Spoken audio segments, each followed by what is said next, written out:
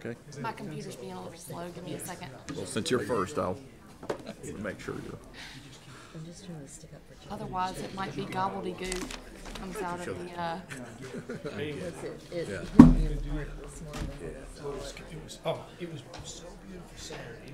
It says I'm logged on, but But I think what we have to remember is we are. I don't know. Is it too late? I have to log back out.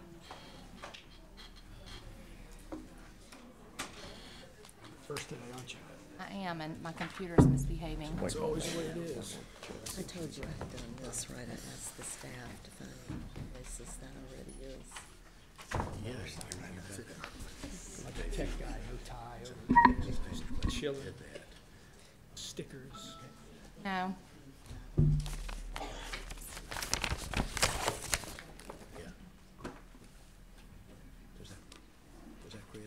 I said, you look like a Great course. I mean, I've been in before. It should automatically. Yeah. That cheap.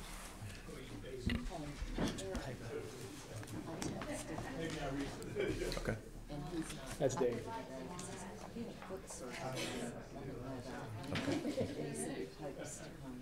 Okay. Okay. Thanks. But we can call him. On the internet. No. Yeah, approve it. You good? I can make it. Oh, yeah, apparently. Okay. All right. Surprised with Reggie. Good morning, ladies and gentlemen. Welcome to this March 6, 2019 meeting of the North Carolina State Board of Education. I'm Eric Davis, Chair of the Board, and I call this meeting to order. I now welcome board members and advisors, staff, on-site visitors, online listeners, and Twitter followers. For our visitors and those listening online, today's agenda involves our board committee sessions, and tomorrow's agenda is the official meeting when the board will vote on action items. The State Board's vision is that every public school student will graduate ready for post-secondary education and work, prepared to be a globally engaged and productive citizen through access to needed resources and rigor. As such, this board fully supports and joins the governor and superintendent in their announcement last week of March 2019 as Students at Work Month. We look forward to the continued partnership with the North Carolina Business Committee for Education as its mission focuses on ensuring that every student in North Carolina graduates from high school ready for life and work in a global society, much in line with the board's stated priorities and outlined in our approved strategic plan. Board members are reminded that it's our duty to avoid conflicts of interest and the appearance of conflicts of interest as we handle the work of this board. Does any member of the board know of any conflict of interest or any appearance of conflict with respect to the matters coming before us at this meeting? If so, please state them for the record. And if during the course of the meeting you become aware of an actual or apparent conflict of interest, please bring the matter to the attention of the chair. It will then be your duty to abstain from participating in discussion on the matter and from voting on the matter. Board members, you've seen the agenda for over a week now and had the opportunity to review it. I ask if there are any requests for changes to the agenda, and if not, I request a motion for approval of the agenda. Is there such a motion? Motion by Mr. Buxton. Is there a second? Second. Second by Ms. Willoughby. Dr. Townsend Smith, will you call the roll to capture the vote? Yes. Mr. Buxton? Yes. Dr. Oxendine? Yes. Ms. Willoughby? Yes. Mr. McDevitt? Yes. Ms. White? Yes. Mr. Chasteen? Yes. Vice Chair Duncan? Yes. Chair Davis? Yes. Thank you. We now have an approved agenda, and we will immediately proceed to our committee meetings and begin with the Education, Innovation, and Charter Schools Committee. And I'll turn to Ms. Amy White, Chair of that committee. Ms. White. Thank you, Chair Davis. Good morning, everyone. I am Amy White, and I am the Chair of the Education, Innovation, and Charter School Committee, and I, along with Mr. Wayne McDevitt, share the leadership role for this committee. Today, we will be discussing a number of different items. First on the agenda this morning is the renewal recommendations for charters expiring 2019. Just for a little bit of background on this, we did had the opportunity to see these schools last month. They're before us for action today. Board members, what I'd like to do is categorize the conversation into the year of renewal. And so out of the 32 schools, the Charter School Advisory Board has made recommendations for several schools to receive 10-year renewals, several to receive 7, 1 for a 5-year renewal, and then 7 for a 3-year renewal. For our discussion today, I wanted to share with you a Excel spreadsheet that I prepared that's more of a linear comparison of the schools and their performance rate. It looks like this. It's got yellow at the top. That just gives you a snapshot on all of the things that the Charter School Advisory Board uses in its renewal metric. I want to point you to the state statute 115C-218.6 that says the State Board of Education shall renew a charter upon the request of the chartering entity for subsequent periods of 10 years unless one of the following applies. 1, the charter school has not provided financially sound audits for the immediately preceding 3 years.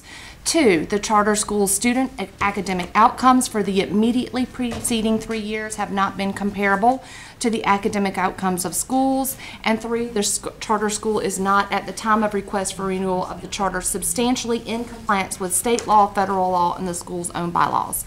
So if you take that and look in comparison to the spreadsheet that I provided for you at the top, in yellow, FIN compliant means financially compliant, 5% comparable, and the Y's connote yes, N connotes no, or there's some other definition. Gov admin is the subset 3, that the renewal for the charter must be in compliance with state law, federal law, or the school's own bylaws. School performance is the letter grade.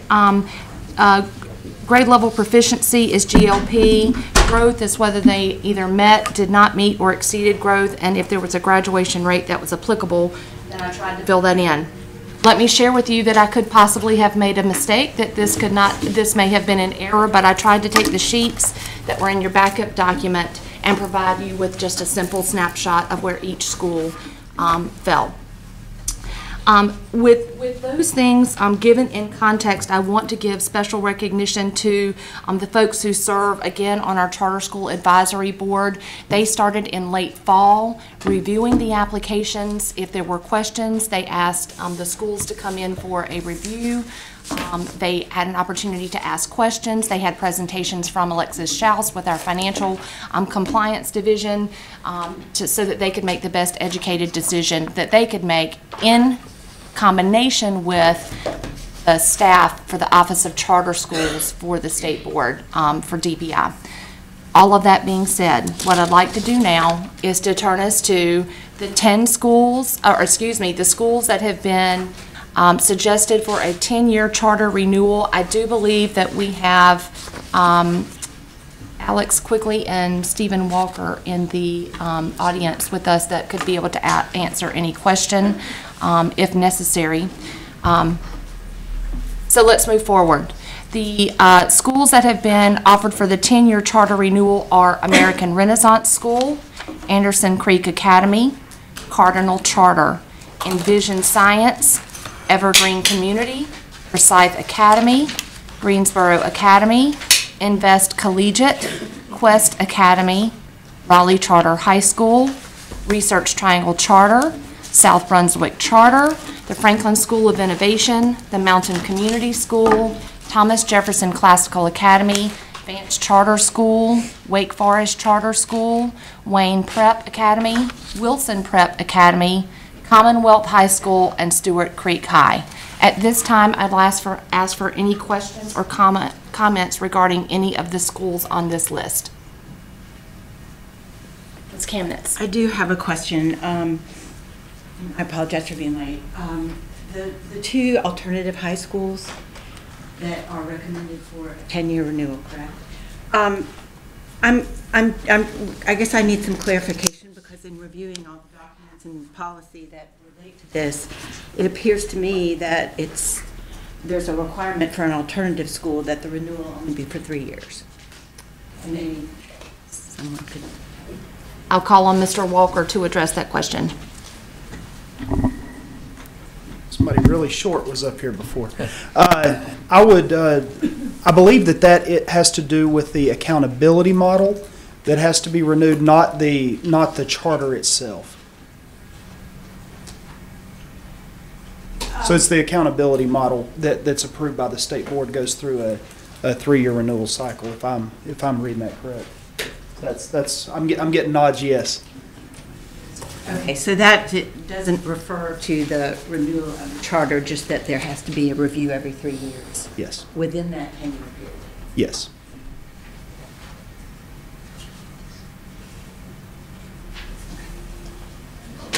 Mr. Duncan?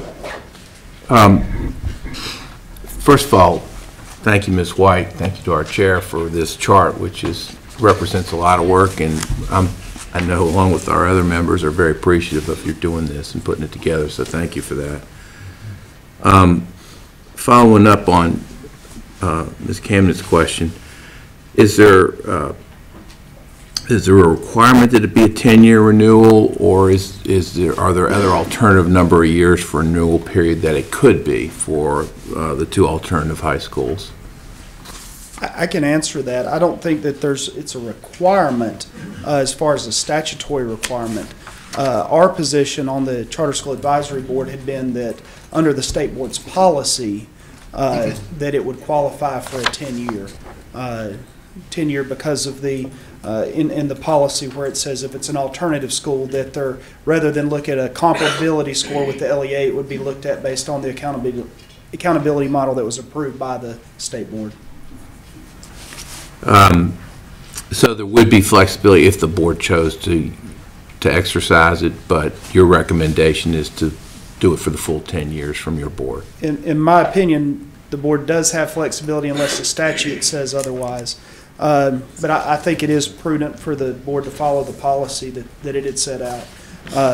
Now, if the board has a different interpretation of the policy, it's always there, but that's what the interpretation of the policy was by the Charter School Advisory Board. Two other questions. On Research Triangle Charter, I noticed that it had a school performance grade of D, and the growth was not met. And I don't know how, that may represent a 1-year snapshot. It may have met or exceeded growth for several years previously, but if not, then it probably would be helpful to get some explanation as to what the board's thought process was on that one. Sure, it's kind of a twofold thing. First, you are correct as far as the 1-year blip, and I'm pulling up my sheet here. They were for the previous 3 years, they were a C met growth, a C met growth, and then a D did not meet growth. But the Charter School Advisory Board recommended the 10-year based upon the statute because there were no financial or compliance issues, and the school actually has exceeded the grade level proficiency of the LEA in which it's located for the last 3 years. So in our opinion, it was a statutorily required 10-year recommendation. Did you do some comparison in terms of what the student composition of that school was versus the student composition for the LEA as a whole when trying to make that comparison? We did do that. The school has 32% of its students are economically disadvantaged. Those numbers are always, of course, as this board's noted in the annual report multiple times, very hard to calculate for charter schools. But then also then looking at the scores among economically disadvantaged students, the school outperforms the county by roughly 4.5%. One last question, and you probably didn't expect this one, but Quest Academy has a school performance grade of A, which of course is excellent, but it did not meet expectations, and that's always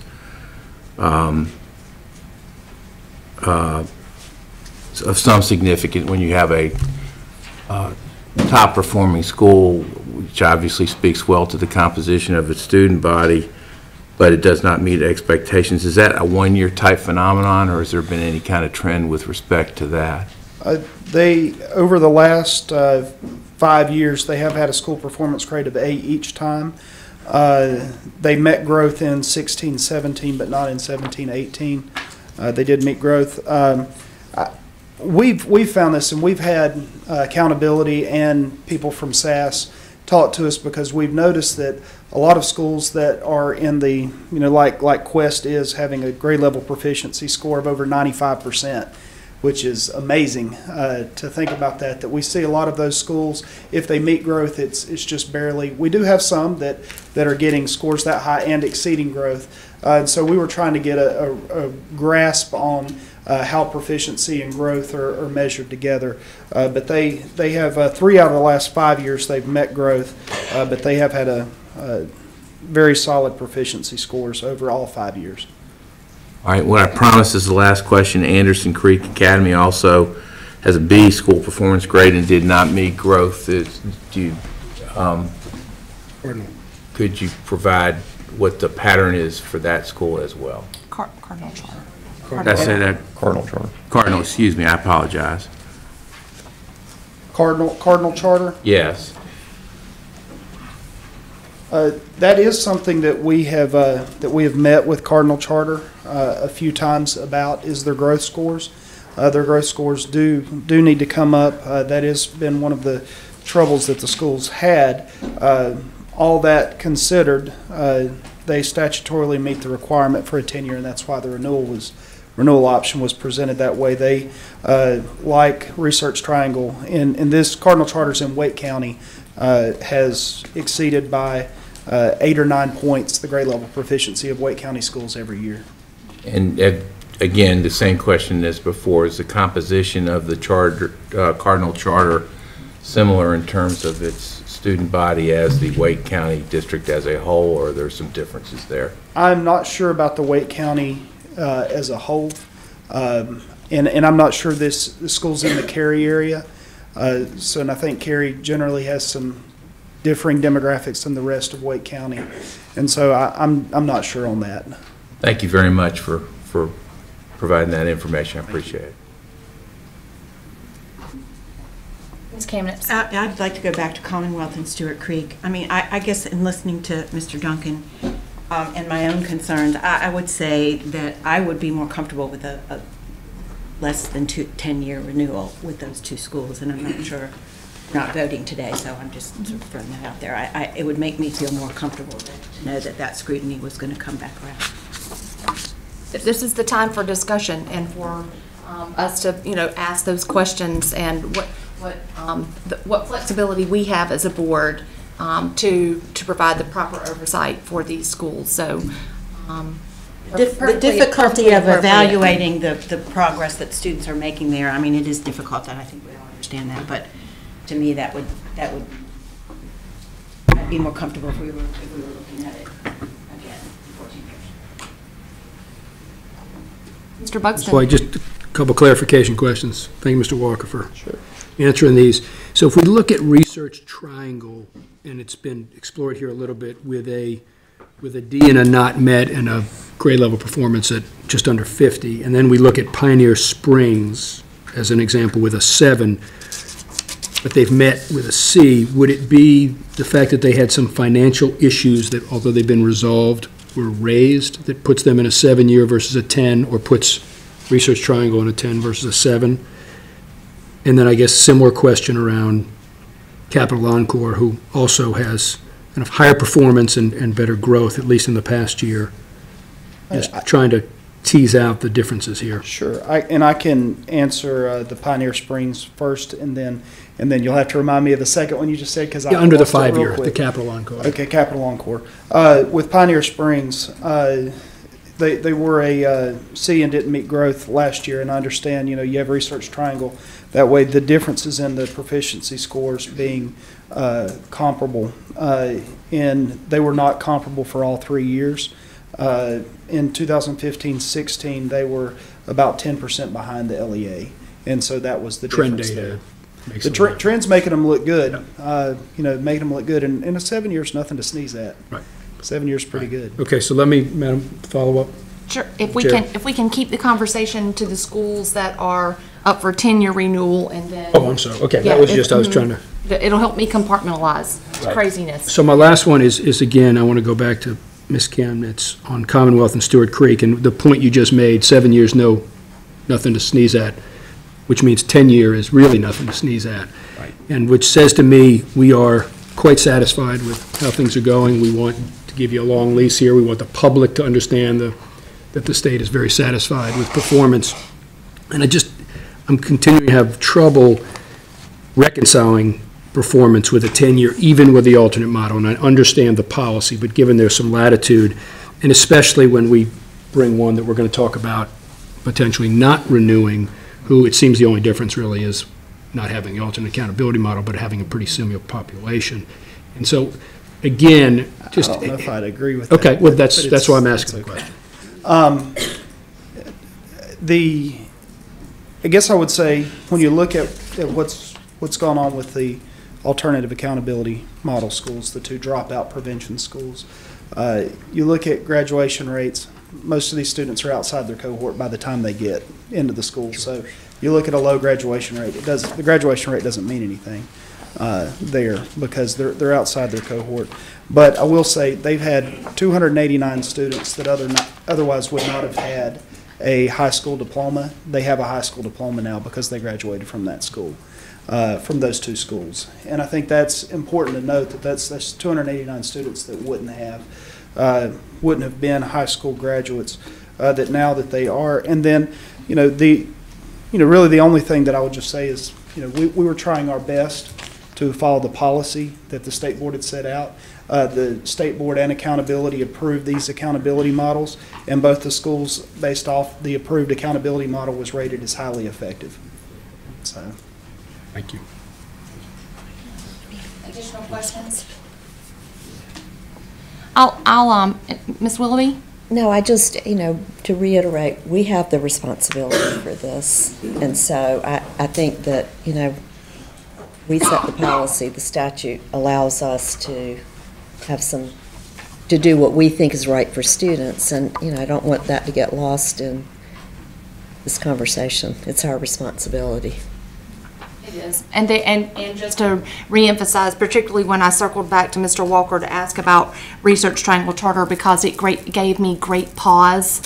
I just don't feel like we should be giving 10 years to schools that have performance ratings of a D. I just don't. Our charter schools are called to be different. They are called to be innovative.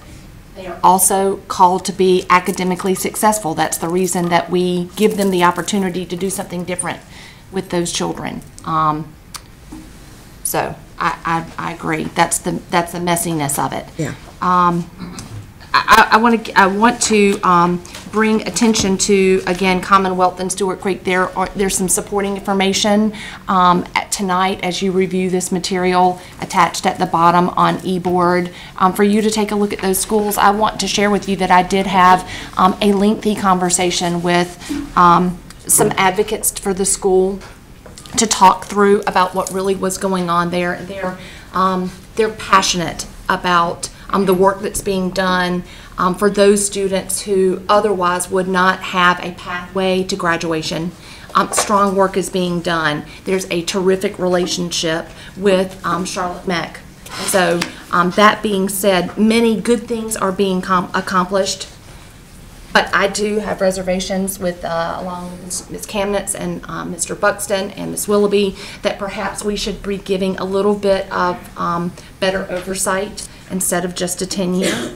So as I was looking at this, I felt like I could advocate for, let me make sure that I don't get the two confused before I misspeak, and then you can have some time overnight to ruminate and consider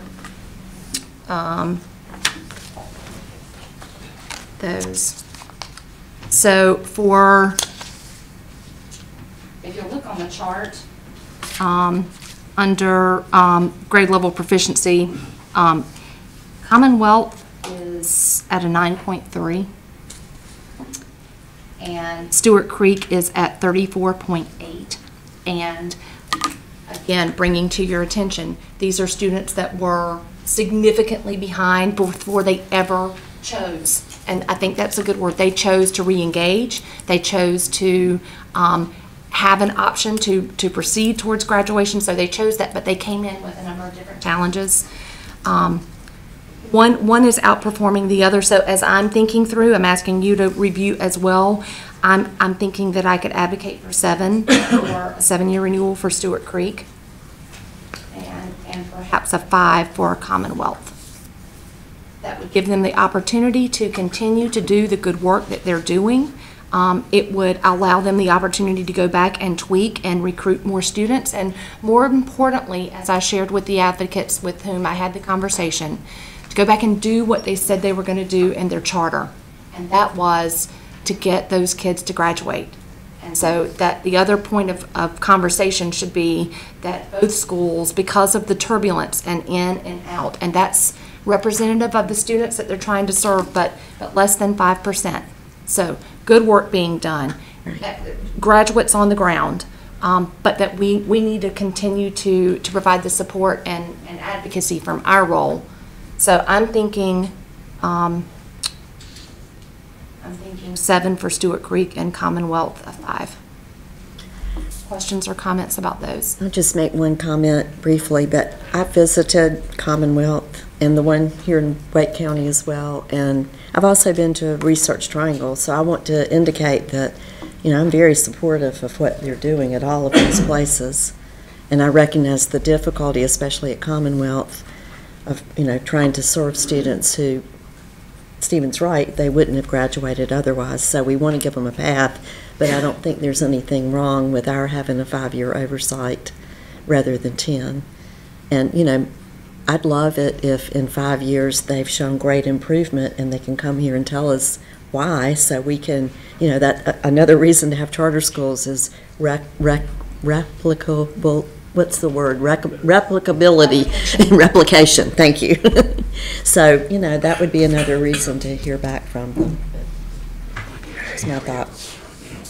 Are there any questions or comments about that, Ms. McDevitt? Just Stephen, if you would, you talked about the 3-year review that's kind of on a separate path.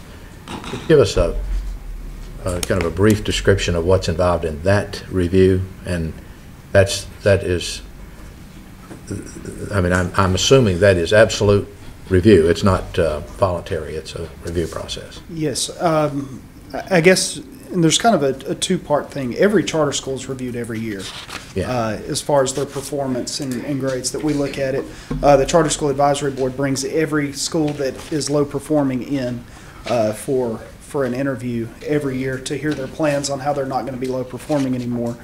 Specifically as to the 3-year calculation on the accountability model. My understanding is that goes through accountability, so it doesn't so much go through the Charter School Advisory Board. That's something that accountability in the school works on, and then it's presented to the state board for approval. So it kind of goes through an accountability process rather than a normal charter school process. Mr. Davis? Yeah, Mr. Walker, thank you for that last answer, because that leads me to, given the unique nature of these two, Commonwealth and Stewart Creek, perhaps what we consider is an additional requirement on the renewal that they come before CSAB each year, or some other type of monitoring mechanism, particularly in light of the alternative accountability approach we're using. These are really unique schools, and we should support them. We should keep our eyes on them. I think we should do more than just the standard process for these two particular schools in terms of monitoring their performance and being sure that they're getting the support that they need. So that might be another consideration to add to the length of renewal terms that you suggested, Ms. White. Just putting that idea out there.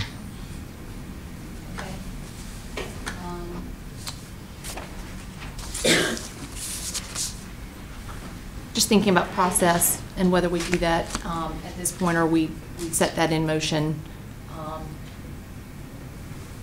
future review, so that schools that are coming up for revision would also be under that same review. We can talk. Sure. As, sure. Okay. Any other questions, comments about the 10 years? I would just briefly, I think it's important not to view reducing 10 years to 7 years or 5 years as a negative, as a punishment, or as a, you know, it's really that we're going to nurture them a little bit more before we cut them loose for 10 years, which I know that's an exaggeration, but it's a positive thing. I see it as positive. I appreciate that. We want as for any school in the state, we want them all to be successful. That's right. Yes, ma'am. Okay, any other questions or comments? Welcome. About those two. And again, Research Triangle Charter, the statute binds us. Okay? And so if it were not for the statute, I feel like I need to add clarity that I would not be recommending Research Triangle for a 10-year, but it does say shall. And so unfortunately, that's where we are with that particular school. Okay, for the 7-year renewal, we have 2, Pioneer Springs and Bradford Prep. Any other discussion about those 2? Okay. For the 5-year, Capital Encore Academy. Okay. For the 3-year, ACE Academy, Carter Community Charter, Dillard Academy, Aliwa Saponi Tribal School, Lakeside Charter, Reaching All Minds Academy, and United Community Charter. Does any board member have a question about the schools that are recommended for 3-year renewals?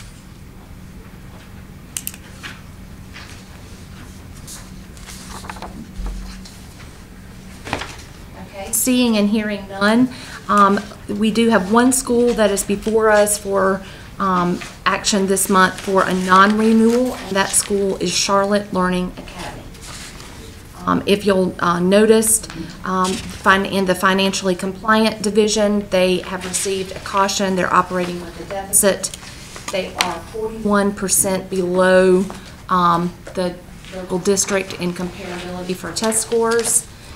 They were compliant with their government and statutory requirements.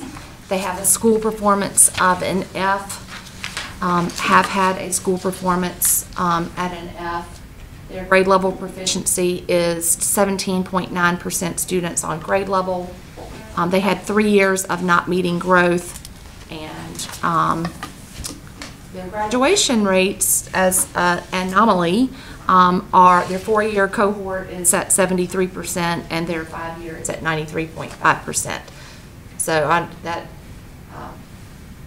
anyway, that's the data that's been shared with us. I'll open the table for conversation about this school for non-renewal. May I add for the minutes that we have received a copious amount of advocacy, of information about this school and some of the positive things that have been experienced by students and parents who attend the school. So just wanted to make that a note of record. Questions or comments? Mr. Ford. So it looks like I came just in time, huh? You did. All right. So I'm not certain what all has been discussed. It looks like you already discussed the 10-year renewals and so on. I'm still trying to reconcile the discrepancy, and I know we've received plenty of information from CSAB, and as you said, plenty of correspondence also from CLA. I'm wanting to know, when was the policy to create the alternative sort of school? When was that legislation enacted? That legislation enacted? I believe that policy's been in place for 3 or 4 years. At least. Okay. When they initially filed to become a charter school, did they have the option at that time to become an alternative school? Was that legislation around then, or was it not? I don't think that that was something that you could do on the application when they first applied, because I believe they applied in 2012 maybe. Okay. Or maybe 2011, in that cycle. So as we try to reconcile the discrepancy between, those who are up for a 10-year renewal, we talked about the special circumstances. It appears like those special circumstances weren't around when they initially filed for their charter, right? And so when we try to ask, why didn't they go that route? Just in the interest of giving everybody equity and equal opportunity, if that wasn't available to them, it makes sense that they wouldn't be given those sort of remedies. And so I'm wondering, as we try to figure out ways to land this thing carefully, if there can't be some sort of provision made for them. I think we all can acknowledge that, as we described before, like, the measurable data is not necessarily to be celebrated, but some good things are going on. We've all seen the videos and gotten the emails. I just wonder if that alternative sort of condition can be offered to them outside of what was offered at the original date of their charter. So I just want to know if that's something you want to consider. I'd be happy to kind of explain what the Charter School Advisory Board's thought is on that. Sure. This school just wouldn't fit under the alternative accountability model policy. It's a very stringent thing. Basically, if you're not a residential school or a residential school or a dropout prevention school, you're not alternative accountability. Because we've got schools that have a lot higher economically disadvantaged population than this, and they're getting A's and exceeding growth. And what we've got here is I understand, I can put, and I'm not trying to be flippant about it at all, I can put a video together and, make you think a dirt sandwich is something that's great. And I'm not trying to compare the school to a dirt sandwich or anything like that. What I'm saying is when you market something, you can make it look really good. But when you get down to the numbers and you look at it, Seeing a lot of that. 17.9% grade level proficiency. That's really bad. Haven't met growth for 3 years. Grade's never been higher than an F. I'm sure there's good things going on in the school. There's good things going on at every school. But the question we have to ask ourselves is, are these students better off in this school or somewhere else? And in the grades and the proficiency scores and the growth indexes, they bear out exactly what the Charter School Advisory Board recommended. And I'm sure that the passion is there. The passion is there for the school. That the school, I'm sure there's good people at the school, and I'm sure there's people that want to see the school succeed. They're just not getting it done. They're just not getting it done. And I guess one of my biggest concerns from an overall thought on this is that we're presented every year with schools that are up for renewal. And if this school is not a non-renewal, I don't know if we're going to ever be presented with a non-renewal school again. Then we'll just have perpetual charters. The renewal process won't mean anything. If you can have all 4 years that you've been graded, you can be an F. You can be 40-something% behind your LEA. And you can have a grade level proficiency of 17%. And continue on as a charter school. We're doing a disservice to the charter school movement. We're also doing a disservice to the students that are in those schools, that we're going to just continue to put any seal of approval on this kind of performance. I don't and I appreciate you clarifying that. I don't want this to be mistaken as an argument for perpetually low-performing schools, be they charter or district schools, so I do want to clear that up. And you're right. I mean, I'm certain that there are schools with populations that are categorically at risk, that are performing at high levels, A's and B's. Are the two schools we're asking for renewal for 10 years, are those examples of those two schools? Those are the schools that are asking for 10-year renewal. And I'm sorry, we've gone through that a lot, and I believe that Ms. White has other plans for what her motion is going to be on those schools. But those schools, they went through the process. The process was available. You didn't have to ask for the process when you were granted the charter. You could come at any time and ask to be an alternative accountability school, and we had schools that did. I'm sure. I just want to know, were they examples of the two exemplary schools that are exceeding with those populations? Sugar Creek is doing great. Okay. Sugar Creek and Sugar Stewart Creek or Sugar Creek? Sugar Creek. Okay. Sugar Creek is doing great. Henderson Collegiate, Maureen Joy. I mean, I could take you across. We've got quite a few schools that have very, very difficult populations that are Title I schools, 100% free and reduced lunch, and they're doing. I think if they were doing 17.9%. Most of the school leaders there would say, you know what, it's just time for us. We're not going to get it done. And they would give it up. And I believe that Alex Quigley explained that last time when he said, if the school that I was operating came in with these grades, I would be up here advocating for you to close my school. And that's just the way that it is. There's plenty that are doing with a population that is very similar to this, that are doing very well. I guess so the two schools that we were asking about that have the alternative models, just to be clear, Sugar Creek is one of those or is not one of those? No. Okay, so I'm asking about those two. Stewart Creek and Commonwealth. Are they examples of exemplary, where they're getting exemplary results with that population? Those two in comparison To CLA. This is a traditional school. Right. Those two are dropout prevention schools aimed only at high school students who have, can no longer function in a traditional public school environment. Okay. So two totally different models. Right, right. One which was not available at the time that the original charter for CLA was approved. But yeah. they could, to Mr. Walker's point, any school at any point, if it fits within those two models, could apply for the alternative accountability model. And Still can? We have had schools to do that. Okay. Yes, sir. Okay. Perhaps that's something we can consider before, it's an alternative for this school environment, for CLA. I'm sorry, I was having a sidebar, so I apologize. Your Sorry. question. I was saying, well, if there's a precedent of schools being able to apply for alternative sort of school accountability models after they've already been chartered, perhaps that's something that can be made available to CLA. I'm just. And to great question. And so to Mr. Walker's point, there's a narrow filter for which schools can apply for an alternative school model. This one does not fit that filter, does not make it through that filter. Okay. And not to get too much into the comparison there, Right. 100% of the students at Commonwealth and Stewart Creek are high school dropouts. 100%. They're all high school dropouts. So when we say it's a similar thing, I'm not aware that Charlotte Learning Academy has 100% high school dropouts that they come in. They're also a 6 through 12 school, which I believe that only high schools are even eligible, only standalone high schools are eligible for alternative accountability models. So I don't think that this is, I just don't think they qualify under the current policies of this board, which of course this board can always change their policies, but under the current policy here, they just don't qualify as an alternative school. Even if they had applied, they wouldn't have been eligible to be an alternative accountability school. Okay, I have one final question. Who are the charter operators for both of those schools? Who's operating those charters? For which schools? For Commonwealth and for Stewart Creek? Well, the operator is a nonprofit corporation that is, I can't remember the name of it.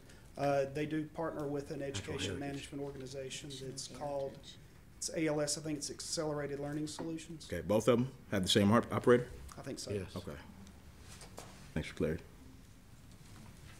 As an additional, just painting a broader picture, because we've had so much discussion about schools and low-performing schools and our reference to our innovative school district.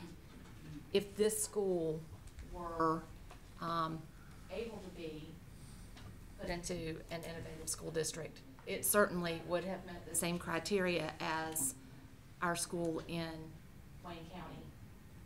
3 years of school performance of an F, 3 years of not meeting growth, and 17.9% proficiency, which is even below what was presented by our friends at Carver Heights. Further questions about Charlotte Learning Academy? Yes, Ms. Kamnitz. So, as someone mentioned, we've received a lot of information on, separate from what we've gotten from CSAB on this school. And just for my own peace of mind, because I think we all take very seriously our responsibility here. The CSAB gives us a recommendation, but we're still the ones making the decision. And I ask myself, are the students at this school going to be better off elsewhere than they are, as you said? So just to clarify in my own mind a couple of things. Looking through all the data, although Charlotte Learning had not met growth in the last 3 years, it appeared to me that in the last 2 years, their growth score was 69, and the cutoff is 70 to meet growth. Is that correct? Their growth index was somewhat close, yes. I mean, I don't have those exact numbers. What I have is an index. I don't have the growth score itself. They came very close to me. 2.24, a negative 2.24, and a negative 2 would be meeting growth. So anything between a negative 2 and a 2 is considered meeting growth on the index. So they were negative 2.24. last year, negative 2.1 the year before, and a negative 2.47 the year before that. So not very far off, but still needing a good bit of work to get into that MET growth.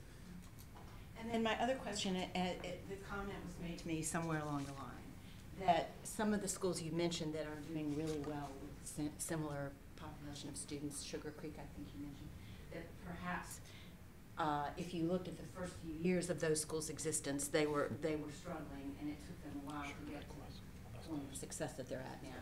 Would you say that that was a true statement? I'm just trying to sort out what I'm hearing.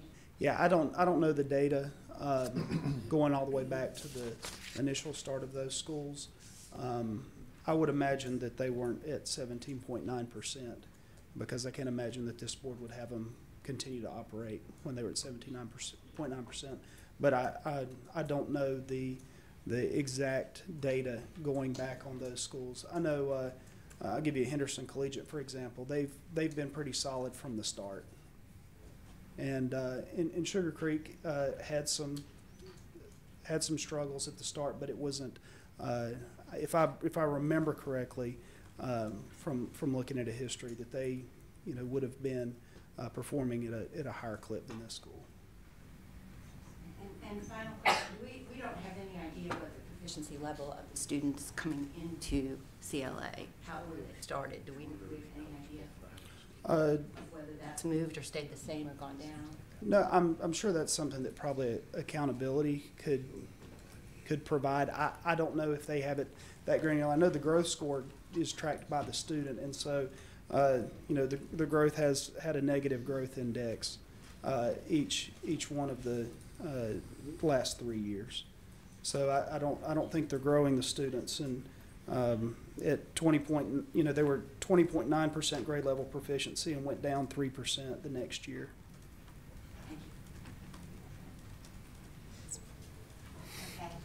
Okay. Any other comments before we close this conversation?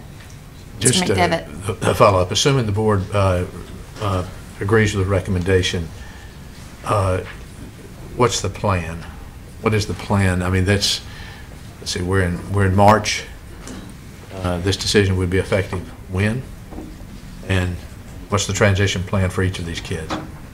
And I may be speaking out of turn, we can certainly rely on staff, but the Office of Charter School here at DPI does have a closure procedure. Right.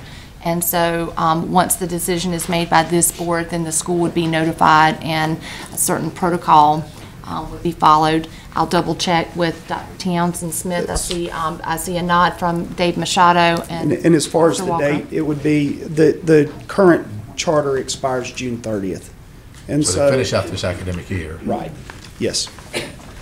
And last time we met and talked about this, there was some mention of there would be assistance to help the students locate. Yes. They do. Yeah, the Office of Charter Schools helps with that. I just want that on the record to do. Right. Okay. Any further questions? Okay. Mr. Walker, thank you so much for being available today. We were a little shorter than last month. We were. Thank you. Thank you. Get me off the hot seat. Board members, thank you for your diligence, for your concern, for your support of the charter schools. We'll bring these forward tomorrow for action. If you have any additional questions, please don't hesitate to see me away from the board table for any question. And of course, Mr. Machado will be around. We'll close out that item and move to EICS 2, which is the Discovery Charter's request for temporary relocation and enrollment reduction. And for this item, we have Dave Machado, the Director of Charter Schools, to just walk us through. As you'll remember, we had discussion about this last month. Discovery, the board approved a charter for Discovery in Durham County. Once the charter was received, the location that they originally selected had some issues. It's now in a legal conversation, and so they have selected another location to open the school. And I'll call on Mr. Machado to fill in any gaps for anyone. We're going to be making recommendation that we allow the temporary relocation and the enrollment reduction while they're there. Questions?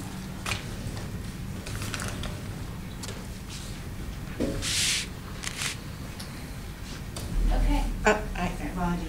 Sorry. Okay, no problem. Ms. Clements? I'm going back to a comment that Chair Davis made at our last meeting about our responsibility both to make wise decisions about charters, but also we are responsible for all of the LEAs out there. And I believe I asked the question about impact statements, or the chair did, and they're not required, as I understand. That is correct. As part of my responsibility to look after both, I would love to see us think about if there's some way to require an impact statement, because for me, as a decider on this, that would be helpful. And I know we can't do it at this point because but in the future, if we can, I don't know if there's a way to require that, but I would really like to see us do that, because I think we ought to be mindful of the impact that we're having on all the schools. Mr. McDevitt? Just, I would add to that some clarification on what this board is allowed to consider. What we were getting on the impact statements was significant work and significant impact. And then, to be candid, legal advice was that everything there is true, but you can't consider it as it relates to the charter. And the impact, of course, was on the LEA. There's everything from financial impact to disruption to loss of teachers to all those issues. And so my observation is they slowly went away because of the fact that there were so many, the real impact could not be considered. And perhaps we ought, then perhaps what we should be doing is looking at ways to mitigate, to allow us to consider some of those in the larger sense, and also to mitigate the impact with some type of transition that allows the LEAs to have some type of being held harmless for some period of time, and make that case.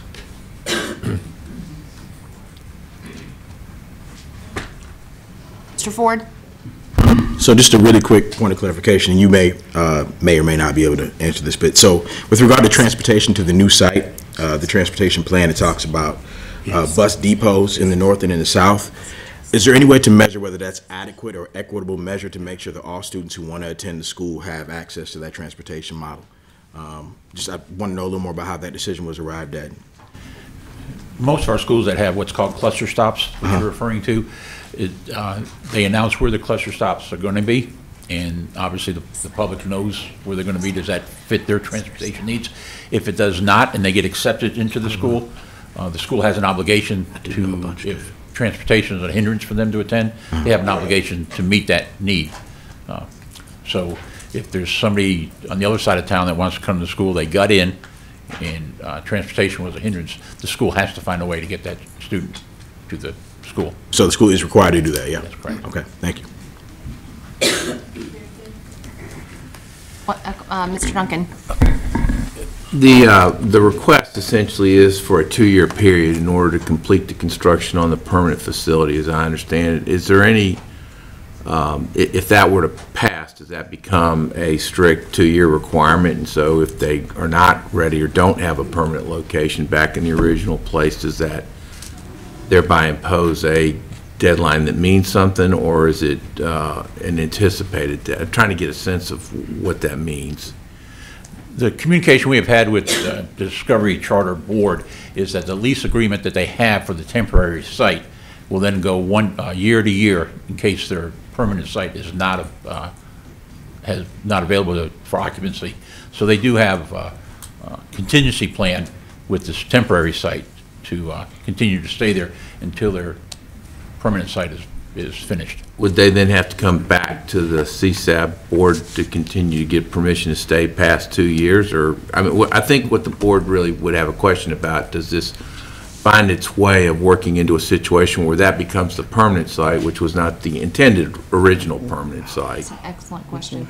The way that CSAB is recommending this amendment, no, there's not a requirement that they come back in 2 years if this, if they're not ready to move into their permanent site. That could be added to a stipulation if you wanted to put that in.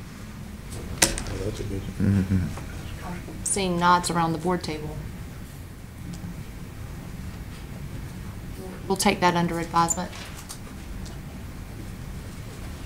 Any other questions? Hearing none, Mr. Machado, thank you for that. Appreciate that. Let's move on to EICS 3. I am very pleased to ask Ms. Letisa Adam, the superintendent of our innovative school district, to come forward and talk us through the Joint Legislative Education Oversight Committee report on the ISD. Good morning, Chairman Davis, and to each of you.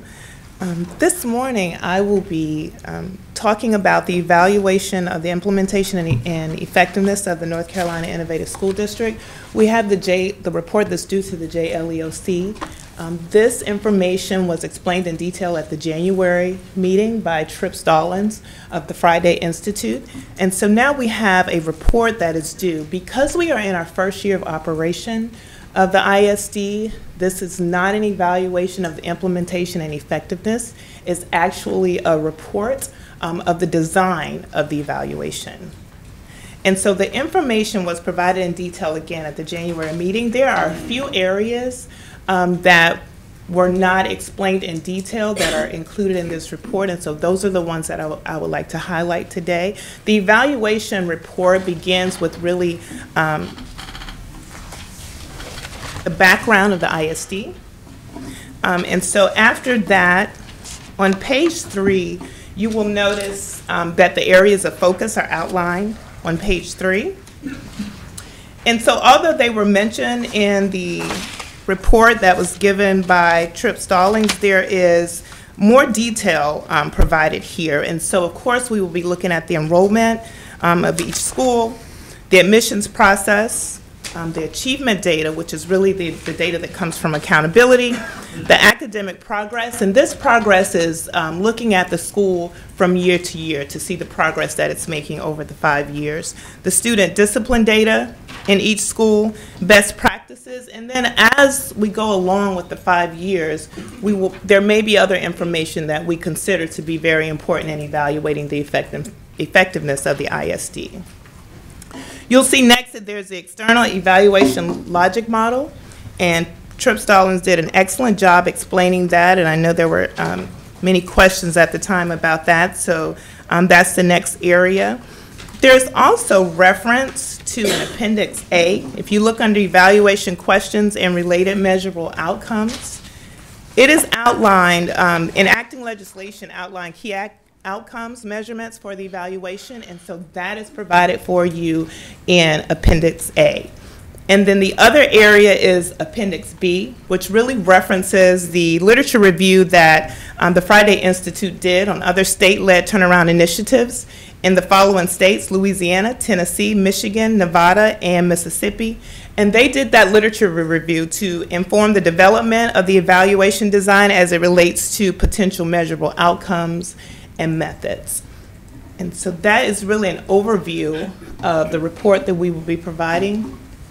And are there any questions? Questions from board members?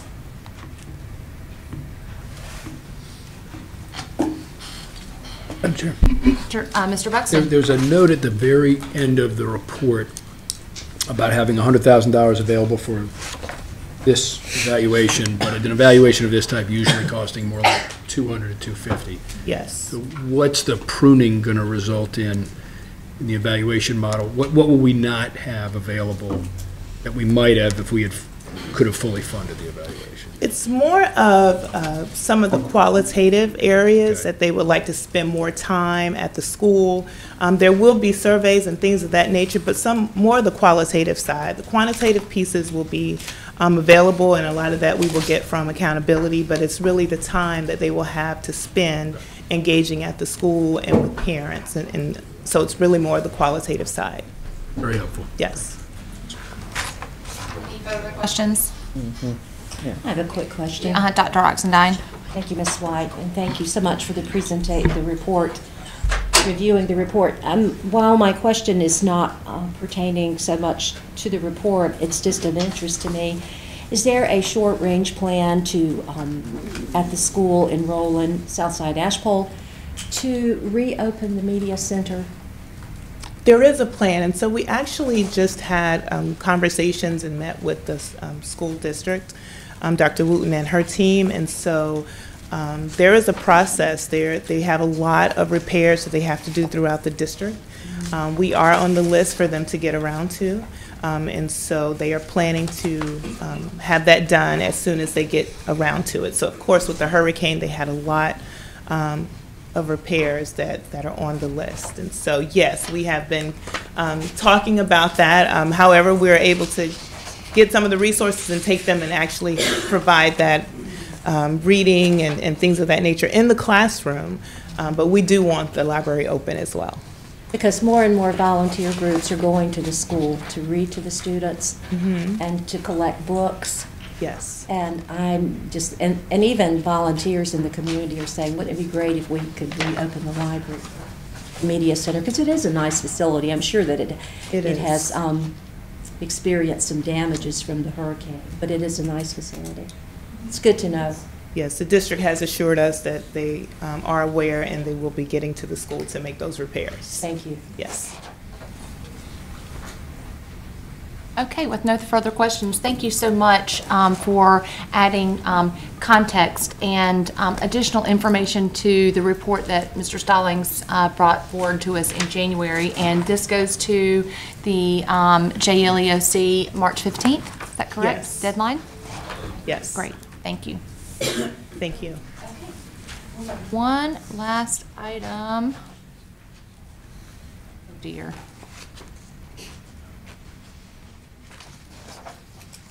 Wow. Okay. A discussion item, EICS 4, the proposed charter school application timeline and process. And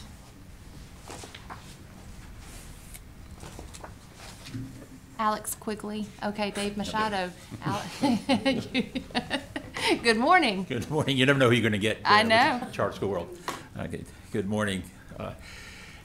State board policy and General Assembly statute requires that the state board approve their charter school application timeline every year. And this is the applications obviously for new schools. And so we've made some changes to this application. We are trying to make it, we want to move the date up 30 days so we can get these applications to you quicker so the schools can get an answer so they can start the process of opening up a school. Right now it's a very challenging time frame to open up a school, either for facility needs, hiring, that sort of thing. So we're hoping we can move this process up a little quicker. So we're moving it up 30 days. And the accelerated applications will be considered only as accelerated applications this year. I think Mr. Quigley mentioned that when he was talking about the accelerations. If a school wants to be an accelerated application, they're going to have to make the decision, yes, we want to be an accelerated application, and if they don't qualify for that, then they won't be put into the regular pool of applicants. That's another change that we're making. So some of the new dates that you see and what we've provided for you is the application will open up on June the 3rd. If you are a fast track replication application or an accelerated application, that application is due July 29th. August 26th is when a regular application is due. And then in October, the CSAB fast track applications will be brought to the state board. Fast track replication application, by statute, we have to, once we receive it, we have to present it to you in 120 days. And there's not to confuse between accelerated and fast track. Fast track pertains to only to a school that wants to replicate. Okay, if the school wants to replicate, it can do it on a normal basis or on a fast track. Again, accelerated applications will be given review priority, and our goal is right now we have to get the applications to you by May. We would love to try to do that in March or April if it's possible, so we can start this process a little sooner. So that's what we're asking for you to approve. Questions for Mr. Machado about this revised timeline?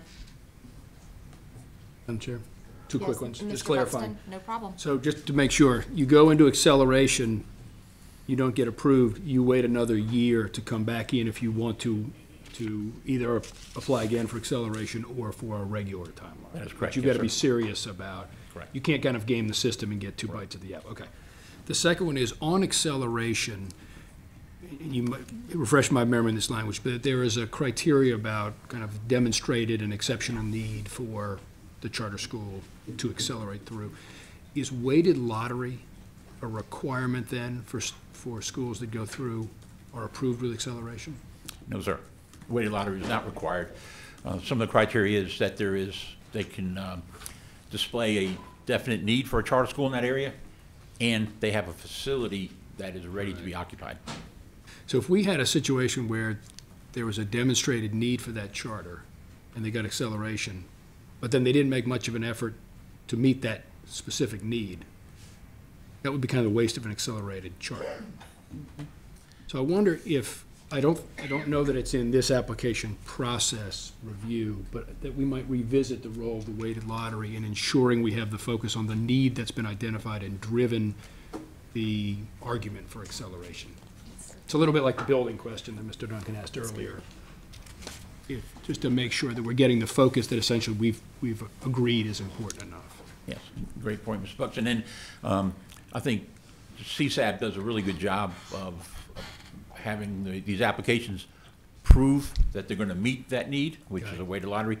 And then with the CSP grant, in order for a new school to get that money, they must have a weighted lottery. So those two factors would So we may cover it in practice if not in policy, is what not in you're policy saying. yet. Yes, sir. Okay. Excellent comment. Dr. Oxendine? Another question about the fast track, and you were saying that is a replication of an existing model. How many fast track models do we have? I mean, that's probably putting you on the spot. I'd be interested in knowing. Since I've been here almost 3 years, we haven't had a fast track replication that I'm aware of. So we're not in a position, of course not, to do any kind of study on the effectiveness of the fast track.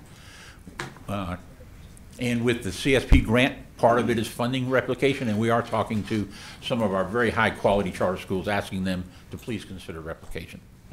So hopefully, next application round, we might have one or two that is interested in this. Ms. Willoughby? Just one comment before we leave your committee. Efficient job today. But with all the concerns, the questions, the nuances that are really relatively new for some of these charter schools, Ms. Camnett's question about impact statements all lead me to believe that perhaps in one of our issue sessions, we might want to focus on this process of charter schools and look at, years past, we've talked about the financial impact, and we've talked about it as a bigger picture of school finance and how we finance charter schools versus the traditional, public charter schools versus traditional public schools, and how that impacts Pamlico County is different from how it impacts, Forsyth County or Guilford County or Mecklenburg County.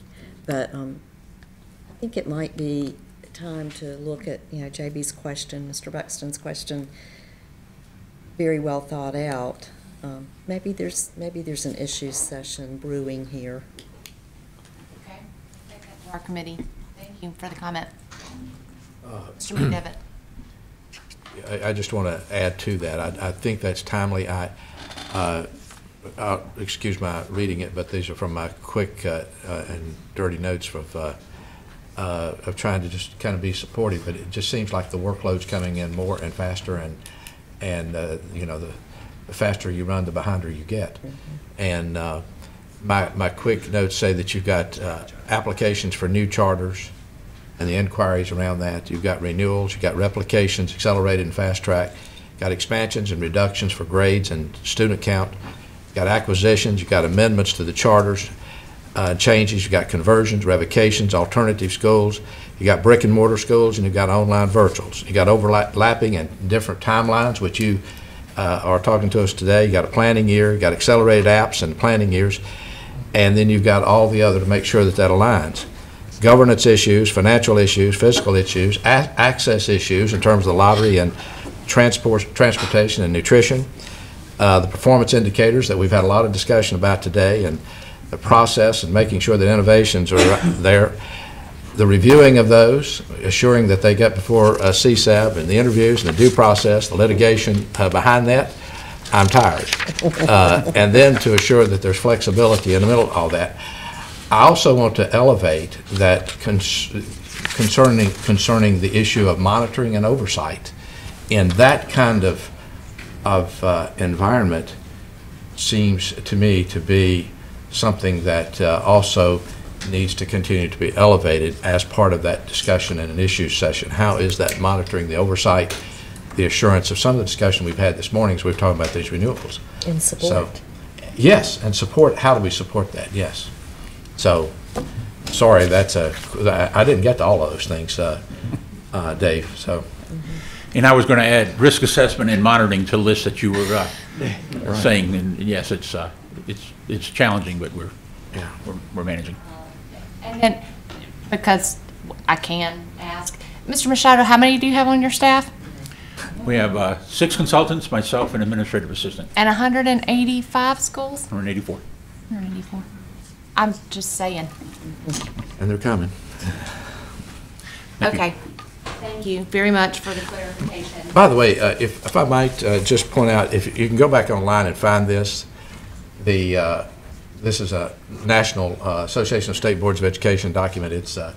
It's from January of 2017, but it is really well done, laying out a lot of things that's going on in the nation and some of the ideas that boards ought to account for in terms of looking at charter schools. It's a good document to begin with if you're going to do an issue session.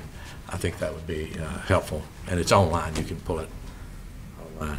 I'd love to capture that web address for you, from you, away from the table.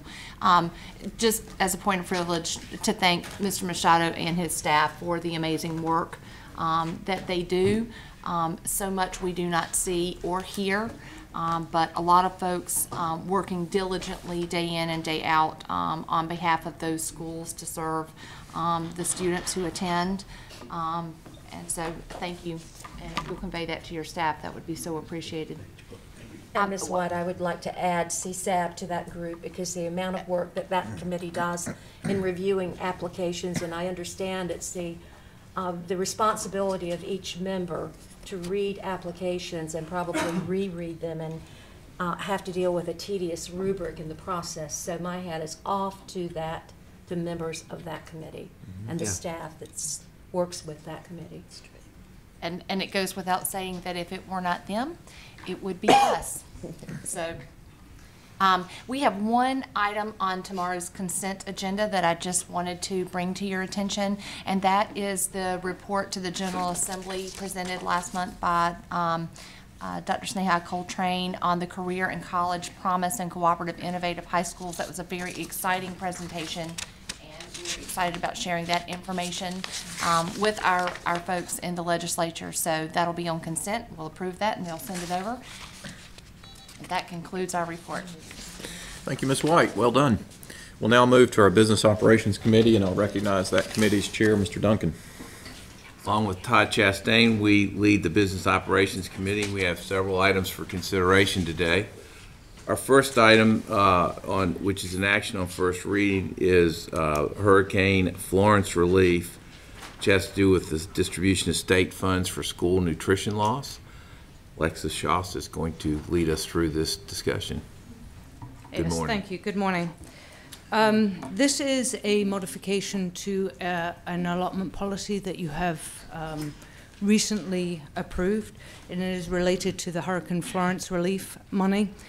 Previously, this allotment category only included the $6.5 million that was appropriated by the General Assembly for compensation reimbursement for school nutrition employees.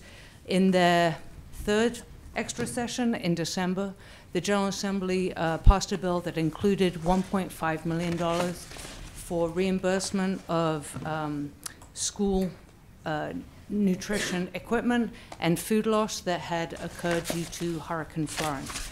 So you'll see that in your materials, you'll see a modification to that allotment policy. And at the end, it includes a section C that is for that reimbursement. The school nutrition section at the department reached out to the affected school districts and received their requested reimbursement as well as supporting documentation. School districts could not be reimbursed for items that had been reimbursed through other means such as FEMA, insurance, or the Red Cross, etc. So you'll see the list of entities, school districts, and charter schools were also eligible for this reimbursement if they are included in the National School Lunch Program. No charter schools requested reimbursement. And out of the $1.5 million, we expect to reimburse or use just under $877,000. And you may say what happens to the money that was not spent. Anything that we do not allocate will revert back to the general fund. All right, questions, comments? This is really the end report of what we approved earlier at times when there were great needs, and so obviously the funds have been of great help. Thank you. Not seeing any? Oh, I do now. Lisa. I just wanted to Skyward. make a personal comment and thank the nutrition department for personally helping my school. I mean, it has been a long journey.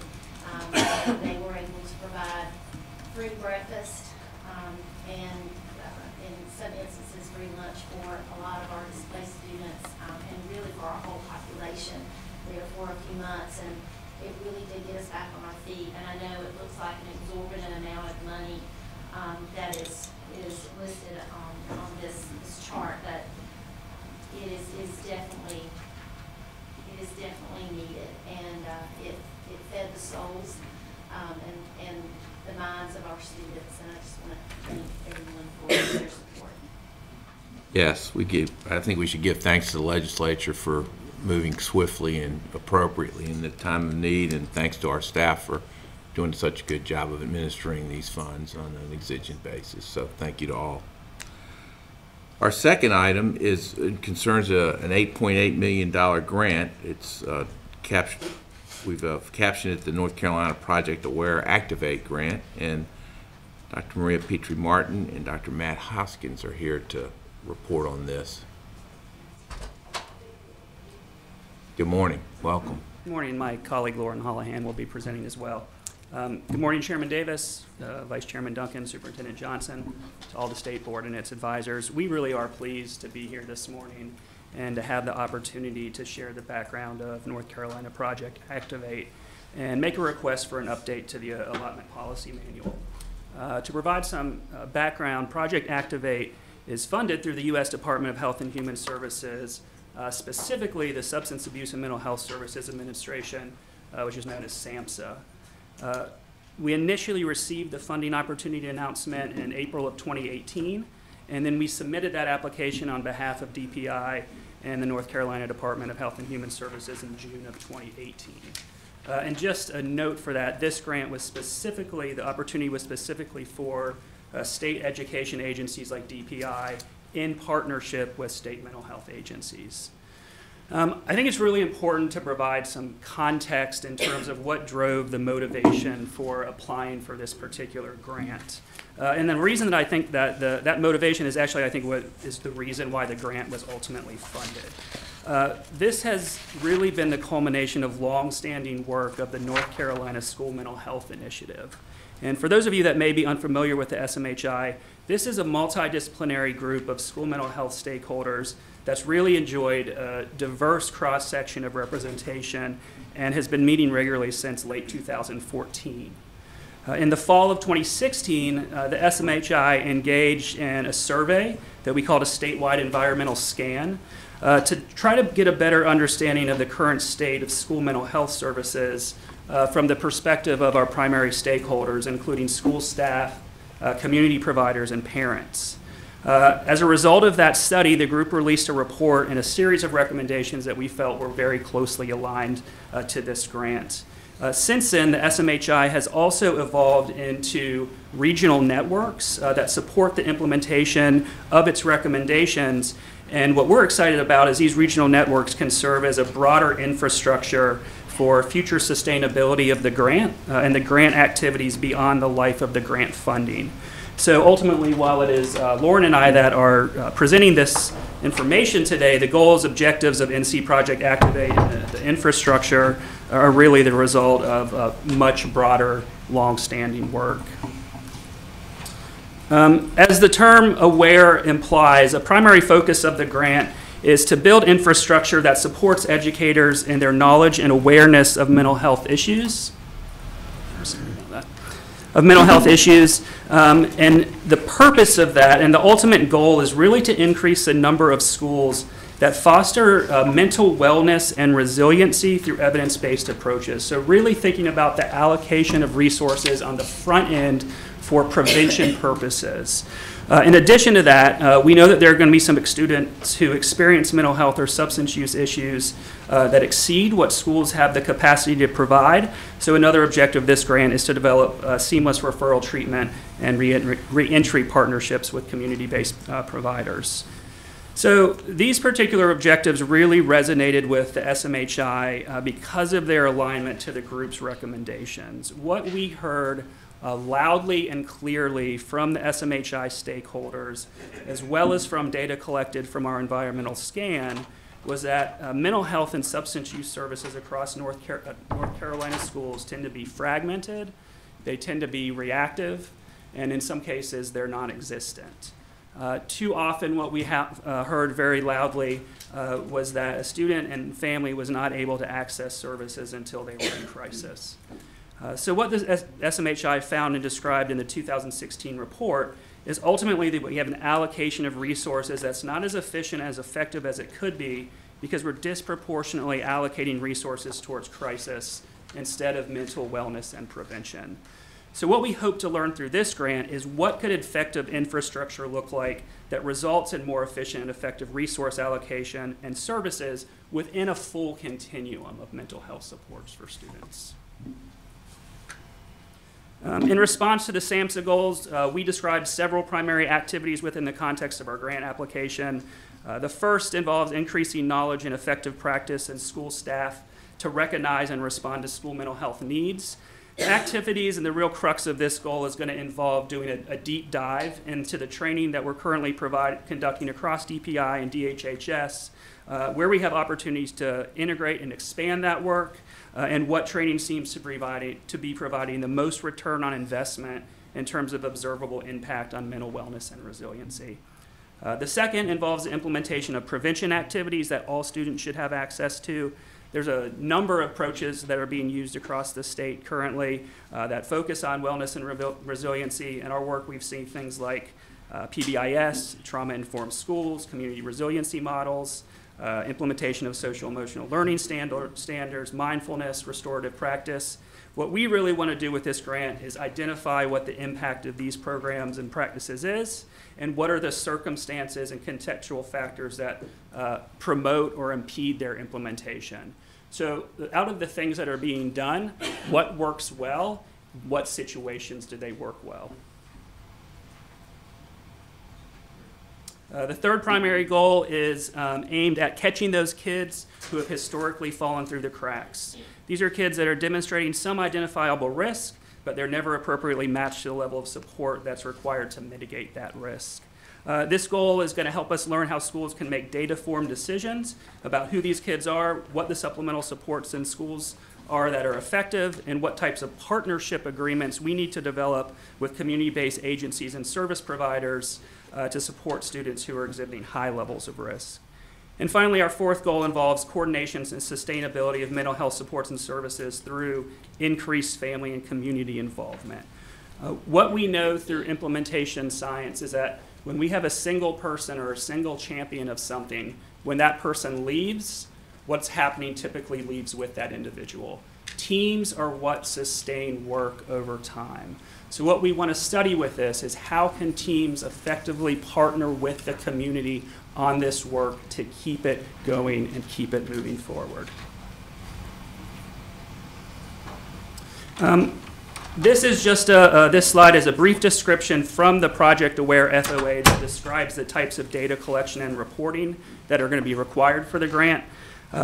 Broadly, we're not only interested in the evaluation just for submitting the reporting requirements, but also to inform the implementation of the grant itself and how we can better sustain and scale the practices over time. So rather than get into the nitty-gritty details of this, there are two broad areas that we're going to collect data and report on. The first is fidelity data, which looks at the actual implementation of the activities we've described in the grant, and then what are the outcomes, how are those outcomes how are the outcomes changing as a response to the implementation of those activities. So what those metrics include for implementation, one is the Facilitated Assessment of MTSS. It's a tool that was recently validated by our IABS team that measures the critical components of a multi-tiered system of support, including behavioral and social emotional learning. In addition to that, the SHAPE system is a validated self-assessment developed by the National Center for School Mental Health that looks really quite a bit more in-depth and more specifically at implementation of a full continuum of mental health supports. Together, what we found that those two tools really address about just all of the proposed activities that are described within the context of the grant application. In addition to that, we have several outcome measures that we're going to be monitoring over the course of the grant. We will be looking at indices of school engagement, such as attendance and school climate surveys, school disciplinary events, such as office disciplinary referrals and suspensions, dropout rate, attempted suicide, and substance use. So these are some of the metrics that we're currently looking at, and these may change and be refined over time as we work more closely with an evaluator. Today, we also wanted to spend some time describing how the LEA partners for this grant were selected. So this slide shows the funding opportunity announcement that requires 3 LEAs to be collaborative partners in this work, as well as the criteria for how those partners should be selected. So as you may see, the primary guidance in the FOA spoke to 2 primary things, readiness and willingness. And as a result of that, they also provided some rather broad definitions of these terms. Given the scope and the amount of funding associated with this grant, the terms readiness and willingness still seemed a bit subjective to select LEAs. So what we did after that was engage in a process of operationalizing those terms into specific selection criteria. So readiness may seem like a bit of a nebulous term, but there actually has been some work in the field of implementation science that attributes some known dimensions to it. And the best definition that we could find in the literature base is described in this equation that you have in front of you, and that the primary factors of readiness seem to be comprised of motivation, general capacity to implement anything well, and then specific capacity to implement the specific innovation that you're working on, in this case, mental health. So what we did from there was we developed some selection criteria based on these 3 factors. For motivation, we felt that the intentional work at the local level, specifically devoted to school mental health, represented at least a baseline level of motivation. In late 2017, we had begun work on a technical assistance grant with the National Center for School Mental Health to support districts in the use of the SHAPE system that I described previously. At that time, we sent out invitations to LEAs across the state, all LEAs in charter schools through Directors of Exceptional Children, and invited them to participate in this work with us. As a result of that, 17 LEAs responded and participated in the technical assistant grant with us, which included completion of the SHAPE assessment and developing a plan to support mental health in their district. So to us, this was a clear sign of motivation to engage in the work and partner with us, and it was the first gate in the selection process. In addition, since these sites had completed the SHAPE assessment, it also provided us with a good data source, and it gave us some district-level data related to their intervention-specific capacity.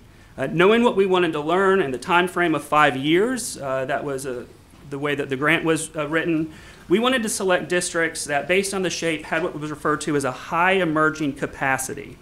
What this means is that they had already started the work, they had teams of people, including leadership involved with the work, and they had begun thinking about data sources that they would have available that would help us obtain baseline metrics. We defined this level because if we started with districts where the capacity was too low, we would not likely be able to hit the ground running. If we started with districts that had a very high capacity, we wouldn't be able to study what are the early stages of implementation look like and how can we support that most effectively. So from that point, we had 5 sites that we demonstrated we felt had the appropriate levels of readiness and willingness to serve as partners in Project Activate. So from that point, we developed a matrix and entered those 5 districts with the goal of finding a combination of 3 that was most reflective of the majority of LEAs across the state of North Carolina. And the reason for that is we felt we could most likely generalize those findings from those sites to other states or to other counties as we wanted to think about scalability in the future. So the things that we looked at were size and diversity of the student population. We developed a spreadsheet of epidemiological evidence from the 2018 Child Health Report Card, and we also considered geographic distribution, wanting to ensure that we had 3 different regions of the state represented with the 3 sites. And after that analysis, we found that Cleveland County, Rockingham County, and Beaufort County had both the requisite levels of readiness and willingness described in the FOA, and we also felt that they would yield the evaluation data that we could best generalize our grant findings from. So at that point, we reached out to those 3 sites. We were able to secure their commitment as necessary to move forward with the grant application. So from that, I'm going to pass it over to my colleague, Lauren Hollahan. She's going to describe the requirements and rationale associated with the allotment formulas and the plans for ensuring that grant activities can be sustained after the life of the grant. Good morning to you all. Good morning. So I'm going to take you through the details of how much money and what did we say, what was our plan for spending those funds over the 5 years, and then talk with you some about what we hope to learn about sustainability and what we already know about sustainability. And so DPI is the receiving agency. We partnered with DHHS on the grant, but we will be actually receiving the funds from SAMHSA through their payment management system. You can see here over the 5 years we've projected some increase in inflation for contracting and for small increases in benefits costs. So the allocations to the LEAs and to DHHS will be providing a half-time project co-coordinator at the state level. Those will be made through DPI. And all of the allocations and expenditures will be tracked and reported to SAMHSA annually, well, actually quarterly, in their performance accountability and reporting system called SPARS. So I'm going to take you through the categories that SAMHSA has already established for how we report. And I think you'll see that the categories themselves need some explanation. So again, we didn't choose these categories. These are the categories by which we will report. So infrastructure, services activities, our data collection and evaluation, and then mental health, illness prevention, and health promotion. And so I'm going to show you even more detail, particularly around the infrastructure development, so that you can see there's actually more balance than it looks like in terms of infrastructure and the services activity. So apologies for all of the data here, but we wanted to give you as much information as you need to understand how these allocations are going to work. So the SEA column includes DHHS and DPI. And you can't see on the screen up there, but I hope you can see on your own screens, that the actual percentage of what's staying at the state level is just 15%. 85% will be flowing through to the LEAs. And then to describe a little bit of what's involved in that infrastructure development category, for LEAs, that includes all their personnel, their fringe, the trainings that they'll be conducting, meetings. And it's important to know that the two positions, one is a full-time LEA project coordinator and then a half-time professional learning coordinator. They will be spending considerable time in building capacity with local staff. And so it's not just administrative, not just analytic, that those infrastructure personnel dollars. It really is, those are capacity building dollars. And so I think if we can think about it that way and then look to see that there's the services allocations and the infrastructure allocations for LEAs are really quite comparable.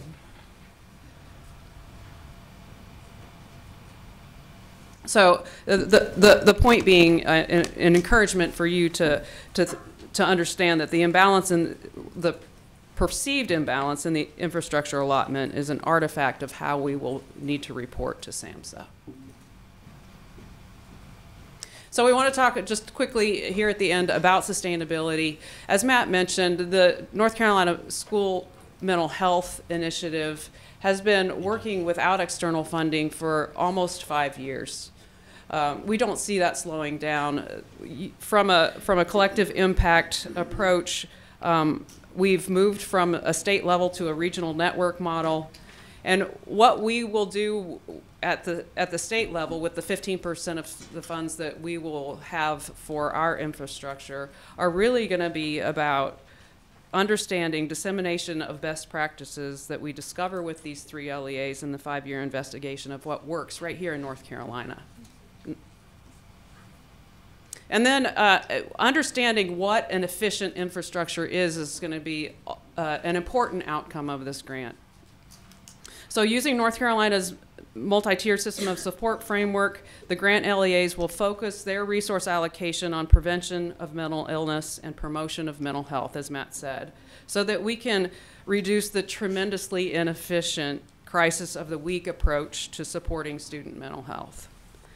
The systematic layering of support, starting with local resource mapping, will replace what we know are duplicative programming and gaps in services and ensure, along with SAMHSA's mission, that the right agency is providing the right service to the right student at the right time.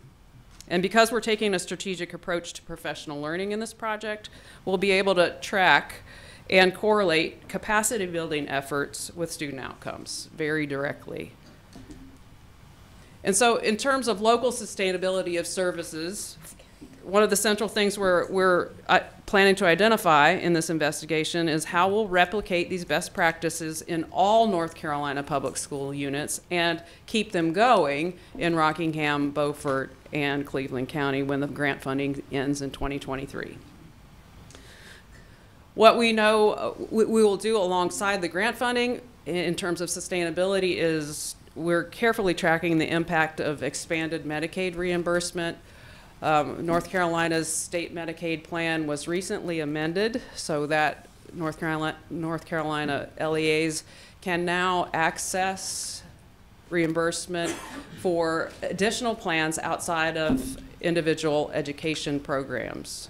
Right, and so we're adding Section 504 plans, individual health plans, behavior intervention plans, and the timing of this with what we're about to learn in terms of local sustainability could not be better. We're also, we will, through the investigation of how memorandums of understanding are developed at the local level, often those now include pro bono services for students who don't have mental health benefits. We hope to study and understand how to replicate those actions. And we'll also be able to demonstrate, again, which allocations yield the best student outcomes, which may help to inform future state funding like the current school safety grants. So we will open it up to all for any questions. All right, thank you for that report. Ms. Wilby. Thank you. I am very interested. This is great timing because this afternoon we have the consolidated report that a lot of, success in this area will help us have a much more positive consolidated report in the years to come. Yay.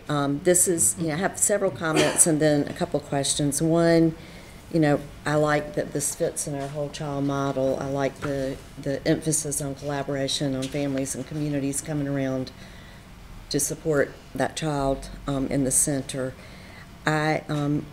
We've long asked for more support staff, which obviously is a sustainability issue as you move forward from these pilots. And I was very happy to see that in the part of the governor's budget we saw yesterday, he asked for money, not as much as we might want, but a substantial amount of funding for school nurses, counselors, psychologists, and social workers, which, I hope we're working collaboratively with his office to look at that sustainability. I was hoping to ask the superintendent, because I know that, they created by legislation a mental health committee that he chaired, and I wanted to see how that work had impacted or played into this work, but we'll wait and get that report when he's available. Normally, and I appreciate all the information about the selection, thank you, that was helpful, but normally when we get these kinds of grants that are given, there are people who don't get them. And typically, and Deanna, this may be something to just ask for in the future, but I'd love to know which counties, which LEAs applied for the grant, not only the ones who got it, but the ones who didn't. And typically we get that information so that we have it. So I would ask if we could do that. But hats off to you for applying, successfully getting this funding, which should inform us as we move forward with this really important area of focus for this board. So thank you very much. Thank you. And we can get you the list of the 17 and then down to the 8 who opted in. Thank you. We'll That'd get be that great. too. You can just send it. I'm interested. I don't know if everybody is, but I'd love to get that. Dr. Hoskins, do you have that? I don't have the full 17. I have the 8. They can send it to us. Okay. There were 17 sites that engaged in the SHAPE pilot with us, and then 8 that submitted SHAPE data because they were interested in being considered for this. Those included Chapel Hill, Jackson, Charlotte Mecklenburg, Thomasville City, Cleveland County, Rockingham, Beaufort, and Buncombe. Thank you. Final question. Yes. Did we consider using YRBS data as we made the selections? Because I know you didn't mention that, but I just always want to plug participation in that survey. Matt mentioned that we used epidemiological data, and the YRBS data was part of that. Thank you. Yes. Dr. Oxendine. Thank you, Mr. Allen. Earlier in the presentation, I think the gentleman used the term, and I'm reading, I'm bumping into the term quite a bit in research, so, and I have no idea, well, I do, but I don't think my definition's correct. What is the meaning of trauma-informed school? Since parents are going to be asking, and the community, what that... Yeah, and so what we know is that when students exhibit mental health issues, in some situations that's a result of a whole wide variety of traumas that they could have experienced through childhood. What we know is that if you kind of see this on a lever, the types of supportive factors that a student has and the types of trauma that they have in life, for example, even poverty is considered a trauma, can lead a child to be more at risk for adverse mental health outcomes. So that's a kind of a broad definition of what that means. It lends itself to misunderstanding. And I just think about principals and teachers who may be approached by citizens, stakeholders, parents, primarily parents, and maybe other teachers. What does it mean? Because it gives the impression that something's informing, and maybe it is the degree of trauma that a child is experiencing, that it just begs for clarification, in my opinion. I agree there, and that certainly that's something that is, as part of the trauma-informed work, that is included in trainings for teachers.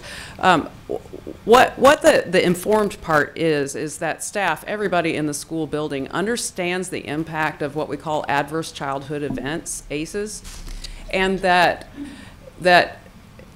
understanding that accumulation of adverse childhood events, particularly in early childhood, understanding, being informed by how those events impact learning, socialization, and so sort of like what the presentation of a child who has had multiple ACEs, what that means. So I agree that there's some confusion about it, but it really is the adults being informed. Yeah, because it leaves one to think that it's a school inundated with problems, like it's a trauma school. Mr. McKinney, then I think I saw Mr. Ford saying also after that. No, I just want to say how excited I am that the potential for this for many of our counties, and it speaks to what Dr. Oxendine is saying, because I do believe that that's one of the most important pieces that we need to inform our communities about what trauma-informed schools are, about what ACEs are, and even we're seeing a break in maybe students coming out of EPPs of 5 or 6 years where those terms weren't used. So even our educators need that professional development, but also with your sustainability, with the potential for school safety grant funding, I think there's a huge need right there to re-examine what school safety looks like and what it means, and rather than hardening of our schools, also looking at this model as a way to look at school safety in a foundational way to change what a school culture you can really be in regards to social and emotional health. So thank you very much. Thank you. Mr. Ford. Yes, I want to echo those sentiments. I think that, you know, the mental health work is some of the most important work happening right now in schools. I think it's an acknowledgement that schools are not like separate and apart from the greater environments. And whereas we can't fix that, right, we do have a responsibility to respond to that. So I want to thank y'all for the work that you're doing. To the question I have is, so I'm looking at everything through the lens of, you know, different student populations, right? And it may be embedded in here in the approach and the sustainability and the infrastructure piece, but I wonder, even with the mental health services, and you may know, like literature says that even with school-based mental health services, there are disparities, racial, ethnic disparities, linguistic disparities between who gets access and for what, you know, manifestations, whether they be internalizing manifestations, we're talking like depression or anxiety. It tends to be more white students and students of color for externalizing things, so oppositional defiance and things like that. Is there a way that this approach takes into account and is built on a foundation of racial and cultural diversity? So one thing is the selection criteria ensured that we had representative racial diversity, both of the state, well, the majority of the state. We tried to match the state averages with the 3 LEAs we selected. And so we're confident about the diversity, the distribution in those 3 LEAs. In terms of the staff training we'll do around and cultural competence and just awareness and thinking about what our blind spots are, that will all be part of the professional learning that we'll do with these LEAs. Okay. Absolutely. Appreciate you. Yeah. Yep. And I can add one additional thing to that as well. We also know that some populations have disproportionate access to mental health services. That's very clear in the research. One of the things that we had to complete as part of this grant application was a disparity statement suggesting how we were going to increase access. Excellent. Excellent. Is there a way we could see that as well, the disparity statement? Absolutely. I would love to. Thank you. Mr. Buxton. Chair, just a quick one. I noted, well, first off, this is exciting work and appreciate the care and detail of helping us see how this is rolling out and appreciate what you're trying to do and what you're trying to test and assess. You mentioned sustainability a lot. And what I couldn't tell in the budget is if we are asking our partnering LEAs to take on more of this work as the grant moves, so they are starting to build into their budgets a sustainable approach to either these positions or services, or are we just pushing the money out, they'll do this, we'll test it, but then we're going to Yeah, so that, the sort of the transitioning of fiscal responsibility to the LEAs wasn't something that we had to describe in the proposal, but it is absolutely part of the work we'll do. And right now, we're in the midst of developing our comprehensive 5-year plan that we'll have to submit to SAMHSA, and that question we will directly address. Great. That seems to be a place where then our other LEAs will learn a lot. Yes. From these three in terms of how they can build their budgets and reallocate resources. That's great. So one of the things I think is going to support sustainability is a focus on building mental wellness and resiliency. And is it more efficient to have staff members supporting programs that all kids have access to that prevent this, rather than a disproportionate number of staff members that are focusing on crises? So it might not even be that there's more resources needed, but a reallocation of resources that results in a more efficient system.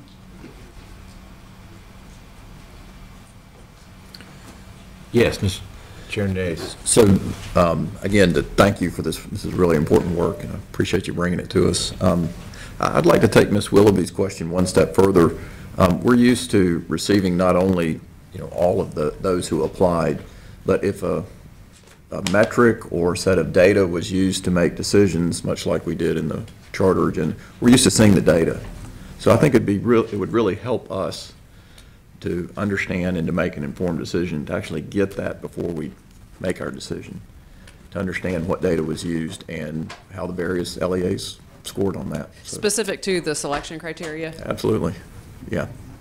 It helps us understand how the criteria was applied and stand behind the decision to choose the awarded LEAs. And then second, so I appreciate the more detailed explanation of infrastructure. But could you describe that at the time the grant ends, what does that infrastructure look like that will endure beyond the grant? Right. So some of it, I think, is related to Mr. Buxton's question, which is that the LEAs, these 3 LEAs, will get the resources to build an infrastructure, and then over the course of the 5 years, sort of transition to replacing the SAMHSA funding with state, local, Medicaid, right? That's part of what we're going to be investigating, is how do we transition those LEAs off of sort of needing these federal grant dollars, so that infrastructure doesn't disappear when the grant funding disappears. And what is that infrastructure?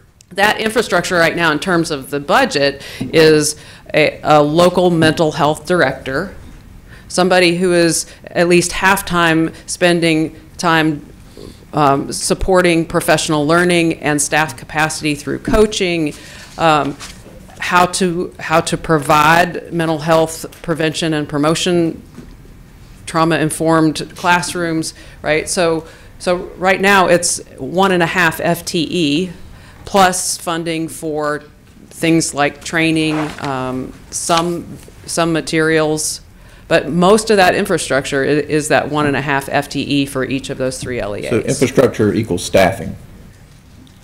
So let me talk some about what I think the infrastructure that's going to sustain after staffing could be in the LEAs. One is, I think we are hoping to move to what are known as efficient, well-recognized public health and educational frameworks that are more efficient because they are addressing core, supplemental, and intensive needs instead of just intensive. So I think that's infrastructure that's going to be developed. As they currently have somebody that's supporting training, they're going to train staff within the district that then also have the capacity to train into the future. So they will be able to continue to train on what they find to be effective programs. Additional infrastructure, I think, is going to be the memorandums of agreement or understanding that they develop with community partners to have more efficient and seamless partnerships in providing mental health services to the students with the highest levels of risk. I think as part of this, they're going to be looking at the provision of services within their district, within the community, see where there are gaps, see where there are redundancies, and make that more efficient. So those types of things, I think, will persist even if there aren't FTE and individual people there as part of the work. Okay, thank you. A couple of questions. If I understood, I want to make sure I understood correctly. When you described the selection process, you were looking for districts that are doing better than most districts in terms of accommodating or being sensitive to the mental health needs and related to mental health needs.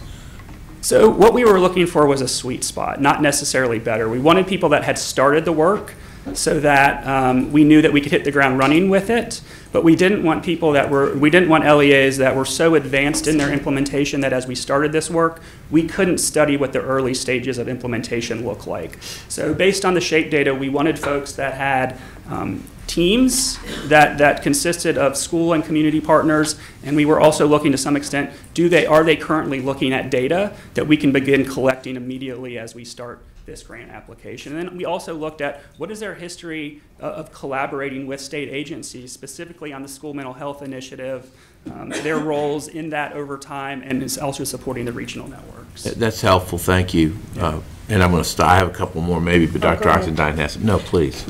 To Chairman Davis's point about what is infrastructure, an ideal infrastructure, I think maybe, I don't mean to put words in your thoughts. How should it look at the end of the grant period? You know what I think would be important, and we've talked, you mentioned this earlier, and I've heard it so many times over the years, is it seems to me like an ideal infrastructure would be so integrated that you would visit Rockingham County someday and there would be no talk about, oh, and we do mental health. But it becomes part of the structure, part of the fabric. So if your evaluators could capture that in some way, I think that would, it's not, we also do mental health, but it's who we are. Yeah, I think that's a beautiful vision, and why we're embedding the work in our multi-tier system of support. It's how we do school, and understanding students' mental health, and the way we do promotion and prevention is just part of what we include in our understanding of school improvement. Mm-hmm, mm-hmm. Yeah. Thank you. Ms. Willoughby. Just as a reminder for those of you who were here when Amanda Bell was our local school board advisor, we invited Rockingham County to be one of the presenting counties to show us. They have more, I don't remember, maybe you might remember too, I feel like it was like a 20-year project, if you will, for lack of a better term there, where they really linked their community mental health services with the school. In fact, it was on site or next door or something. So, you know, they're more than a little bit down the road on it, so it'll be interesting to see. I mean, I'm sure they were chosen because they were very well down the road on it. And the final question that I will ask is, I assume that part of this evaluation, when you talked about Medicaid reimbursement, that will help as we make a case for expansion of Medicaid in North Carolina that is of mixed reviews right now, but I know that it's one of the things the governor mentioned in his State of the State. It's our money, folks. It's going to somebody. It's just not coming back to us. Right. So I hope this will help you when you talk about Medicaid reimbursement. Yes. That you look at how important that is to sustainability. The interesting thing about the Medicaid part is that students who are Medicaid enrolled actually have the best mental health benefits of almost any other student population in the school district. The mental health benefits for Medicaid enrolled students are much better in most cases than employer-based insurance or students who don't have benefits. So we're this is really a sort of a prime moment for us to investigate this. Thank you. Yeah. And I will say, to compliment Rockingham County, in our part of the state, they're widely recognized as being leaders in this area in terms of the program they've set up for many years. To second that compliment, I think that you were giving. So, one last question on sustainability. Mike, I'm trying to visualize how this works. So first of all, thank you for the work that you're doing, and that's for a long time before this grant. This is really important work for our students, and so it's it will not suffice to say thank you enough, because y'all are really doing work that's so important to the welfare of those we value the most, which are our children. And so in that light, at the end of this process, we will have affected 3 out of 115 LEAs who were 5 years down the road, and some of the LEAs will be at the start of this more advanced, as you've described it, perhaps in their mechanics and coordination, but some will be less advanced as they sit here now and likely won't be obviously catching up. So the sustainability issue, which is going to end up being LEA by LEA, I'm struggling to see how we're going to make that benefit as widely as we want, because we all agree it's a statewide issue. There's none of the things you've raised are unique to any one location or county or LEA, and we have limited resources, and you're trying to figure out the best way to use them. But the struggle is, if we have great results in 3 counties for 5 years, but then we can't sustain it, it's not just in those counties. How we sustain it in many, many other counties, and they're not going to have had the benefit of having the infrastructure in their county for that 5-year period, and we'll be looking at, here's the infrastructure, and the answer will be, well, you're going to have to find a way to hire 3 more people to create that infrastructure. So those are the kinds of worries as to how we can best try to address those, or think proactively about it so we can make this grant successful from beginning to past the end. Good morning to everyone. Good morning. And I certainly wanted to add a couple of comments to this. This is a very important project.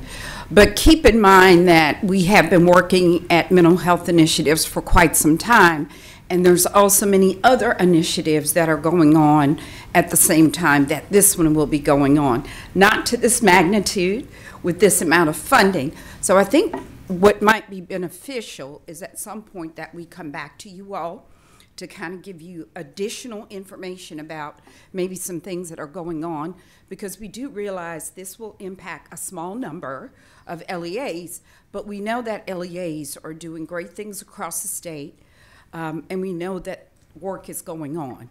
So that might be beneficial, and it would specifically answer your question of how do we address all of the other school districts as part of this work as well. So this is not the only thing, but there are certainly other things that have been worked on as well. One was mentioned earlier with the superintendent's mental health group, and hopefully what will come out of that whole Challenge C. So we could certainly bring back a more comprehensive kind of detailed approach to what's going on. I think that's a great idea. This grant happens to rise to the BizOp committee, but there's not a committee of this board that doesn't touch upon these issues regularly, and so it's something that every member of the board touches upon every day in their work. So that would be great. I also want to say, through the existing infrastructure, the regional networks of the School Mental Health Initiative, we're not going to wait to the end of the 5 years to be implementing what we are learning works. We are going to be, as soon as we find out that, say, that we have an effective universal screening practice in these 3 LEAs, we're going to begin disseminating those results as quickly as we can, and through those networks, which are already up and running. The dissemination of the practices and how that happened in these 3 LEAs, it won't be 5 years out. Yeah. And we also have no illusion that everything that we're going to try to implement in these 3 LEAs is going to be effective. So the other LEAs, these regional networks, they're not going to have the benefit of some of this funding initially, but they're going to have the benefit of the knowledge of knowing what works in what capacity and what context, which I think is going to be really important for scalability. Any other questions or comments? Thank you all very much for your report and for the additional information you provided with the report. And I think there was at least one homework assignment you still had, which was to get the data, the evaluation data. I think Chairman Davis requested if we could get that, and the other LEAs that were involved in the application process. So thank you all very much. That was our committee's second action on first reading request. We have 2 action item requests. One of them is an old friend. It's our local school administrative units, the teacher compensation models. And you recall, we first worked through this, the counties, and then we worked through a proposed budget last time and got a lot of important feedback from the counties involved, literally as we were working through it. And so, as a result of that, Dr. Tom Tomberlin has come back with some further modifications and for us to consider and perhaps be ready to go forward on. Dr. Tomberlin. Morning. Welcome. Good morning. Morning. Slipped into the afternoon on you, but welcome. Lost track of time. So we are bringing back the options for the budgets for the advanced teaching roles RFP. And one thing that we try to do is make this a little easier for you to understand what the different options are. So we limited the total requested budget to the 3 years that were committed to funding to the district. Some of them had written grants that extended out to 8 years. And so we've limited it to the 3 years. And then we've shown, so you can see in the total requested budget column, you can compare that to the total funding at the end of the row to see what percentage roughly the district would be, the LEA would be getting under each option. In addition to that, so option 3 came about from concerns from Bertie County that we had not included Northampton's ADM in the second year, which is part of their plan. Of course, subsequent to that conversation, I had conversations with the other 3 LEAs that were in the granting process, and so in the issue of fairness for everyone, I'd like to characterize those conversations and the concerns that the districts put forward. So of course we know what Bertie County's concern was, is that the funding wasn't in year 2. Under option 2, which was the flat funding, Halifax County made the argument that given the small school size of this, any district should be able to implement, that scale was not as relevant as it was in the first RFP that we did, where we had CMS and Pitt County involved. And so their argument into this was scale is not an issue, so everyone should get a flat $375,000 across the board, and you should be able to implement your programs effectively based on that. And then finally, option 3, where we went in and worked in the additional ADM for Bertie County, Hertford County and Lexington City agreed that didn't affect their budgets as much and that they could live with option 3. Halifax, of course, seeing that that creates a shortfall of about $50,000 for their overall budget. Raised objections that the majority of this was being visited on them, this solution. I can tell you from a percentage perspective, option 3, Bertie, Halifax, and Hertford are all funded at roughly 90% of their grant request, with Lexington being funded at about 105% when you consider the $50,000 that we already gave them. Now, if you'll recall from the first time we brought this, you approved $50,000 in non-recurring funds to all these districts to start this out. And that $50,000 is not included in this budget anywhere. So I've reminded all the districts that there is $50,000 out there on the table that that's not even being considered in this. When I consider that, I can tell you that in option 1, Bertie County suffers disproportionately. Only 79% of their budget is funded. If we consider the $50,000, under option 2, Hertford County only is funded at 80% of their budget. Everybody else is very close to 100. And then in option 3, Lexington is the only one that's fully funded, with the other 3 districts all being funded at about 90%. All right. So calculus class is in session. This will be on the test.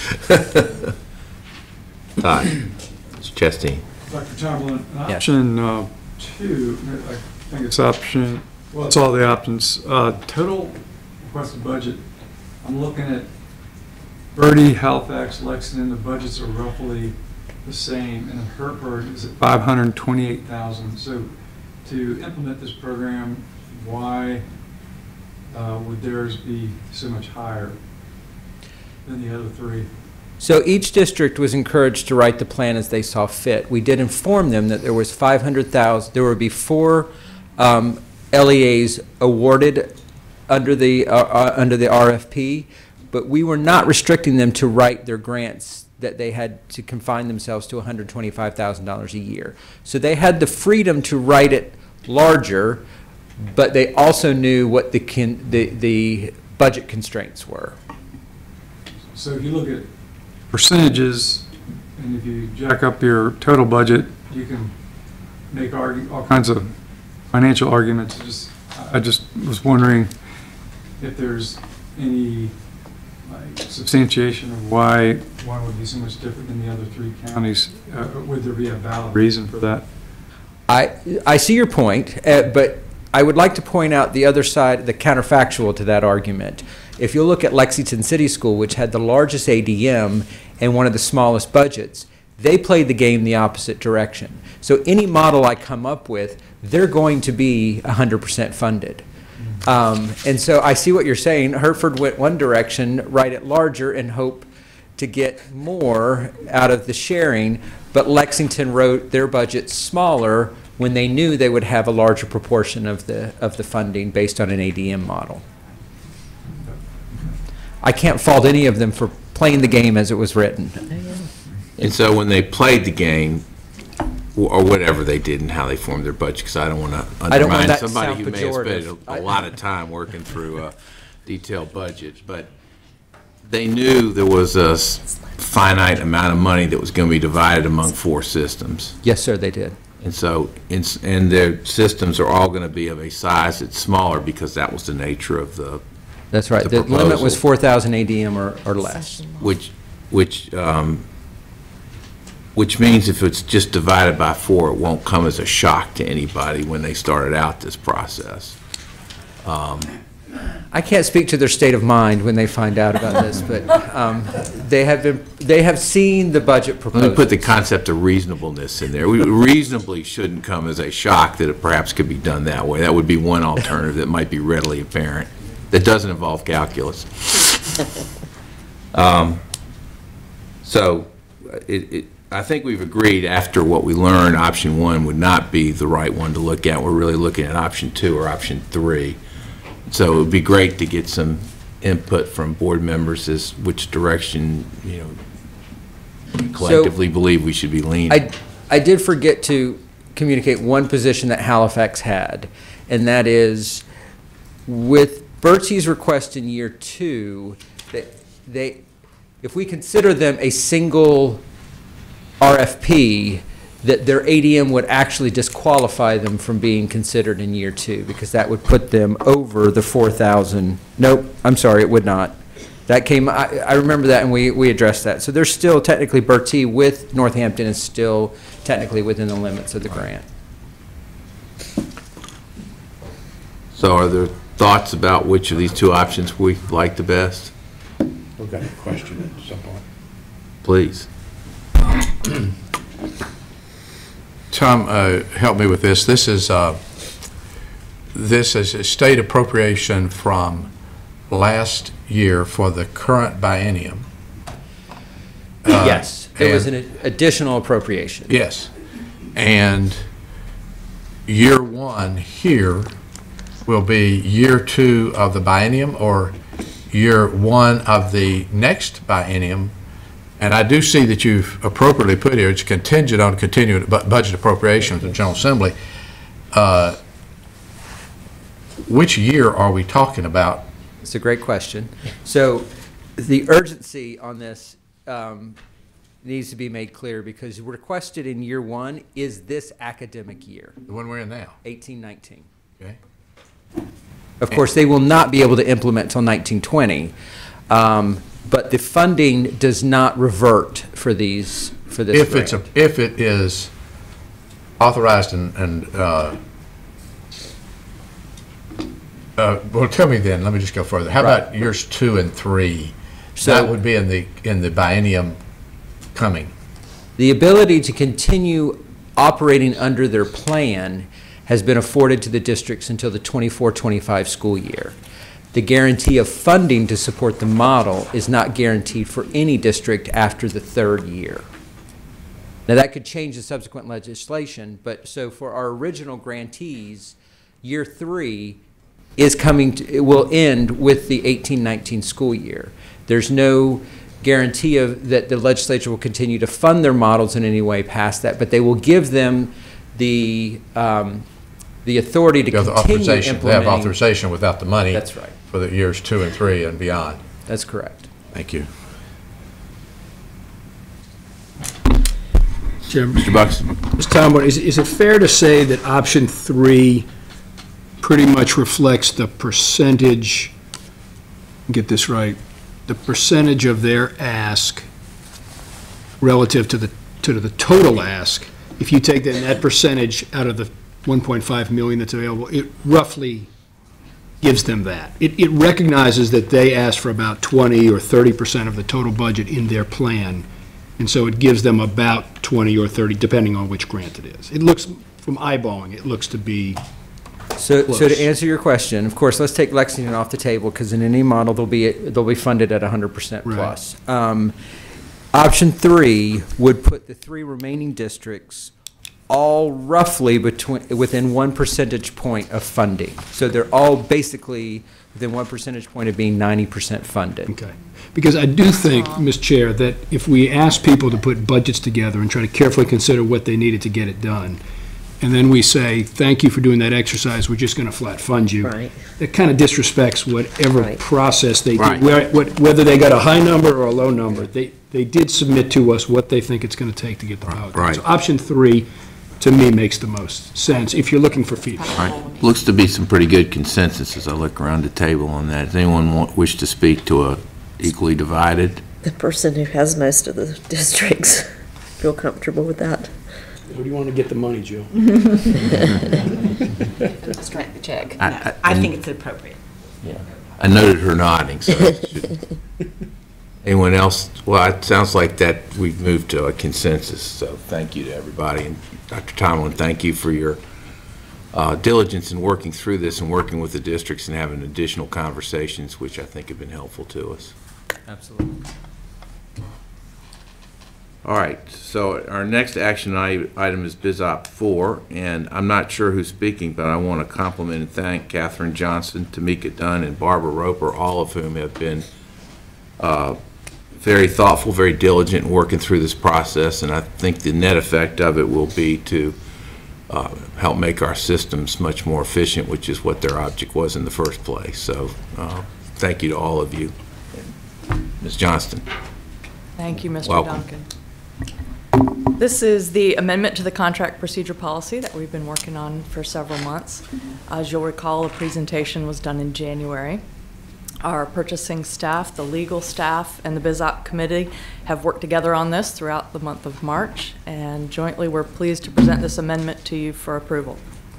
There's a lot in the policy. You have a copy of it. I just wanted to take a few minutes to make sure I highlight what I heard was some of the most important components for you all, the reporting and the approval process, and so I'll highlight what is being proposed today.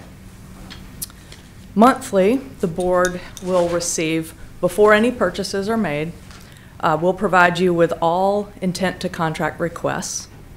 That explains the nature of the upcoming contracts, the purchase of the contracts, and the anticipated costs of each contract. Remember, intents are for all service contracts that are requested over $10,000 for non-IT contracts and over $25,000 for IT-related contracts. For reference, last month, we were just counting them. There was over 198. That was an unusually high month, but you'll receive all of them as you have been. In addition, monthly, there will be approval required by the board for all proposed contracts over $1 million. So in addition to seeing all of them, we will bring to you for formal approval both services and commodities requested over $1 million. before purchase is made. Then additionally, after the purchases, you will receive a copy of all executed contracts, excuse me, not the entire contract, but the contract that is proposed and has been finalized at that point, over $25,000 for services, and all commodities purchased over $100,000. Additionally, as usual, all cooperative purchasing agreements will still be reported to the board. So there is no deletion of anything that has been presented to the board in the past. There's just several additions for you to consider and the formal approval process to be included. And one thing that talked about at some length was contracts. Some contracts go through a year-long process of being first identified, then negotiated, and we work through a process on how to do that given the size of those, and you may want to highlight that for a moment with the board. Sure. The intent to contracts are very early on when the professionals have submitted their request to purchase something or to go through an RFP process. As you mentioned, the RFP process itself can take sometimes a very long period of time. So we wanted you all to have the ability to see them on the front end, request more information, and have the formal approval on the front end. Prior to that long, involved amount of time that our staff spend and vendors spend in that RFP competitive process. So then, by the time it is done and complete, we will not wait until that point to have you all be able to see it and be able to respond, and hopefully approval at that point because you've seen it on the front end. But of course, we'll provide everything on the back end as well. And then the procedure, as we all know from our experiences, there are occasions when a contract gets scope creep or the construction industry changes and suddenly it's much, much higher. And so those kinds of things happen, and in that event, there's a provision in here that if anything about the size of the project or contract after the initial approval materially changes, then that would be brought back to the Business Operations Committee, which would then decide whether to bring it back to the board just for informational purposes, and or if the board decides there's something that needs to be discussed further about it, given whatever changes. As Ms. Johnson noted, that there's IT contracts she's aware of where you can start with 50 million and ends up at 80 million, and that's the nature of, and that may well be what we would still need to do, or an entity would still need to do, but it may be something that would be reconsidered or at least looked at differently as you go forward. And so I think that all boils down to there will be good communications when appropriate, and we expect those to be relatively few times. The number of contracts over $1 million a month, last month was 4, I believe. Is that right? That's correct. In the last several months, it's been within that range, 4 to 6. So that gives you an idea of where the volume would be. But the idea is to, on those contracts, facilitate good communications, and for the benefit of the work that's done by Ms. Johnson, Ms. Dunn, and Ms. Roper, is to be able to make that much more efficient in the other contracts and keep those moving and move more towards e-purchasing and other ways that will facilitate the speed and efficiency and potential savings for the department. Yes? Will we still be asking for the cumulative amounts for vendors? Now, when we look at contracts, we'll see the total cost or the total dollars for that particular vendor for this fiscal year, for instance. You're speaking of in the case where there are multiple awarded contracts, Right. but to the same vendor? Right. Right, there's a provision in there for that multiple. If that goes over the $1 million, we'll bring that to you as well. Thank you. That's under the contracts requiring SPE approval. And we should say in the one that you've got, it says to be determined, that number would be $1 million, where it says in the policy. Dr. Oxenheimer. Just a quick question about the cost increases during the lifetime of a contract. Would we not have language in the terms of the contract to control some of that? I think we were talking about the period between approval of the estimated cost of the contract before it's entered into the negotiations, cause it to determine to be much more. Oh, you're talking from start to before initiation? Yes, before contracts. The pre-contracting period. Yes, Right. because that period can last for 12 to 18 months sometimes. Sometimes. That's correct. We do the market analysis on the front end to get some estimates of those costs. Sometimes we know exactly, but sometimes there are estimates. And so the provision is in there that if at the time we make an estimate to the time we actually go out to vendors and vendors tell us the cost, that there's a material difference. We have a provision, and we would still bring that to the BizOp committee, and they would be able to determine which ones they felt needed to come to the full board or not. Okay, thank you. Other questions or comments? All right, thank you very much. And that will be an item to vote on tomorrow. We have an item titled New Business. It's actually old business, but it's really important that we do this. Alexis Schaus is going to report on the Bertie County Financial Recovery Plan. This is for the members who have been on the board for some time. This dates back to 2016, and this is the follow-up that's important that we get. Yes, so this item, as Ms. Duncan stated, is an information item. There is no action needed because the board actually took action back in 2016. So it's really an update on the financial health of Bertie County and their financial management processes that they have. I'm going to provide a little bit of context of this item, as we have many new board members who were not here in 2016.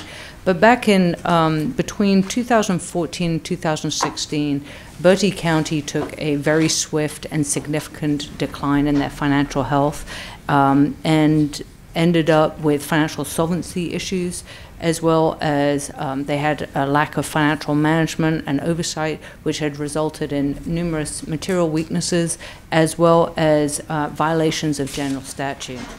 So to kind of, you do have summaries in your materials, and I'm not going to get into the weeds of the financial statements and all that, so you can be relieved on that. But just to give kind of a high-level picture of where they stood at that time, they had a deficit fund balance of over $700,000 on $25 million in revenues. And they, in 1 year, they had exceeded their revenues by over $1 million. They had overpayments and unrealized income of about $1 million, and their budget resolution and amendment processes as well were out of compliance with state law, and they had material weaknesses in their internal controls, which had resulted in many different financial issues.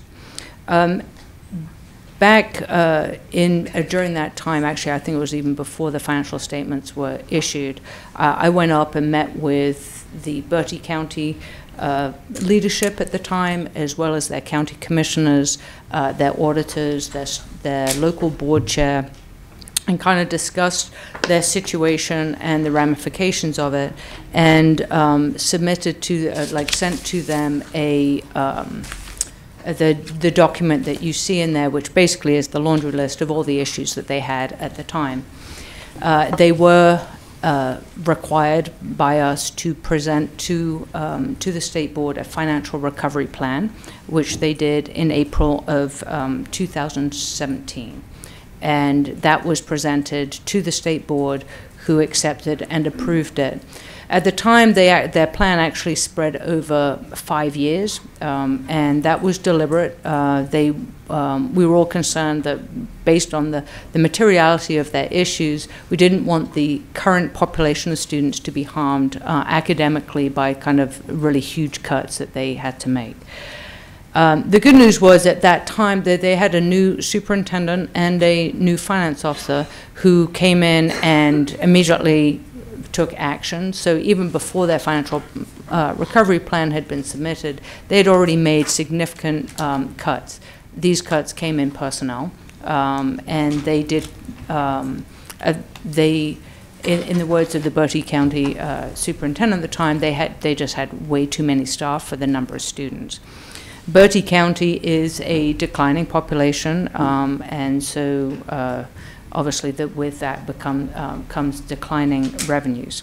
So that is why we're here. This time last year, I presented to the board on the financial status of Bertie County, and they had made, made huge strides already. They had reduced their deficit by half, and they had made some improvements in their financial management that had reduced the number of compliance issues, although they were still in pretty bad shape. So today is the update for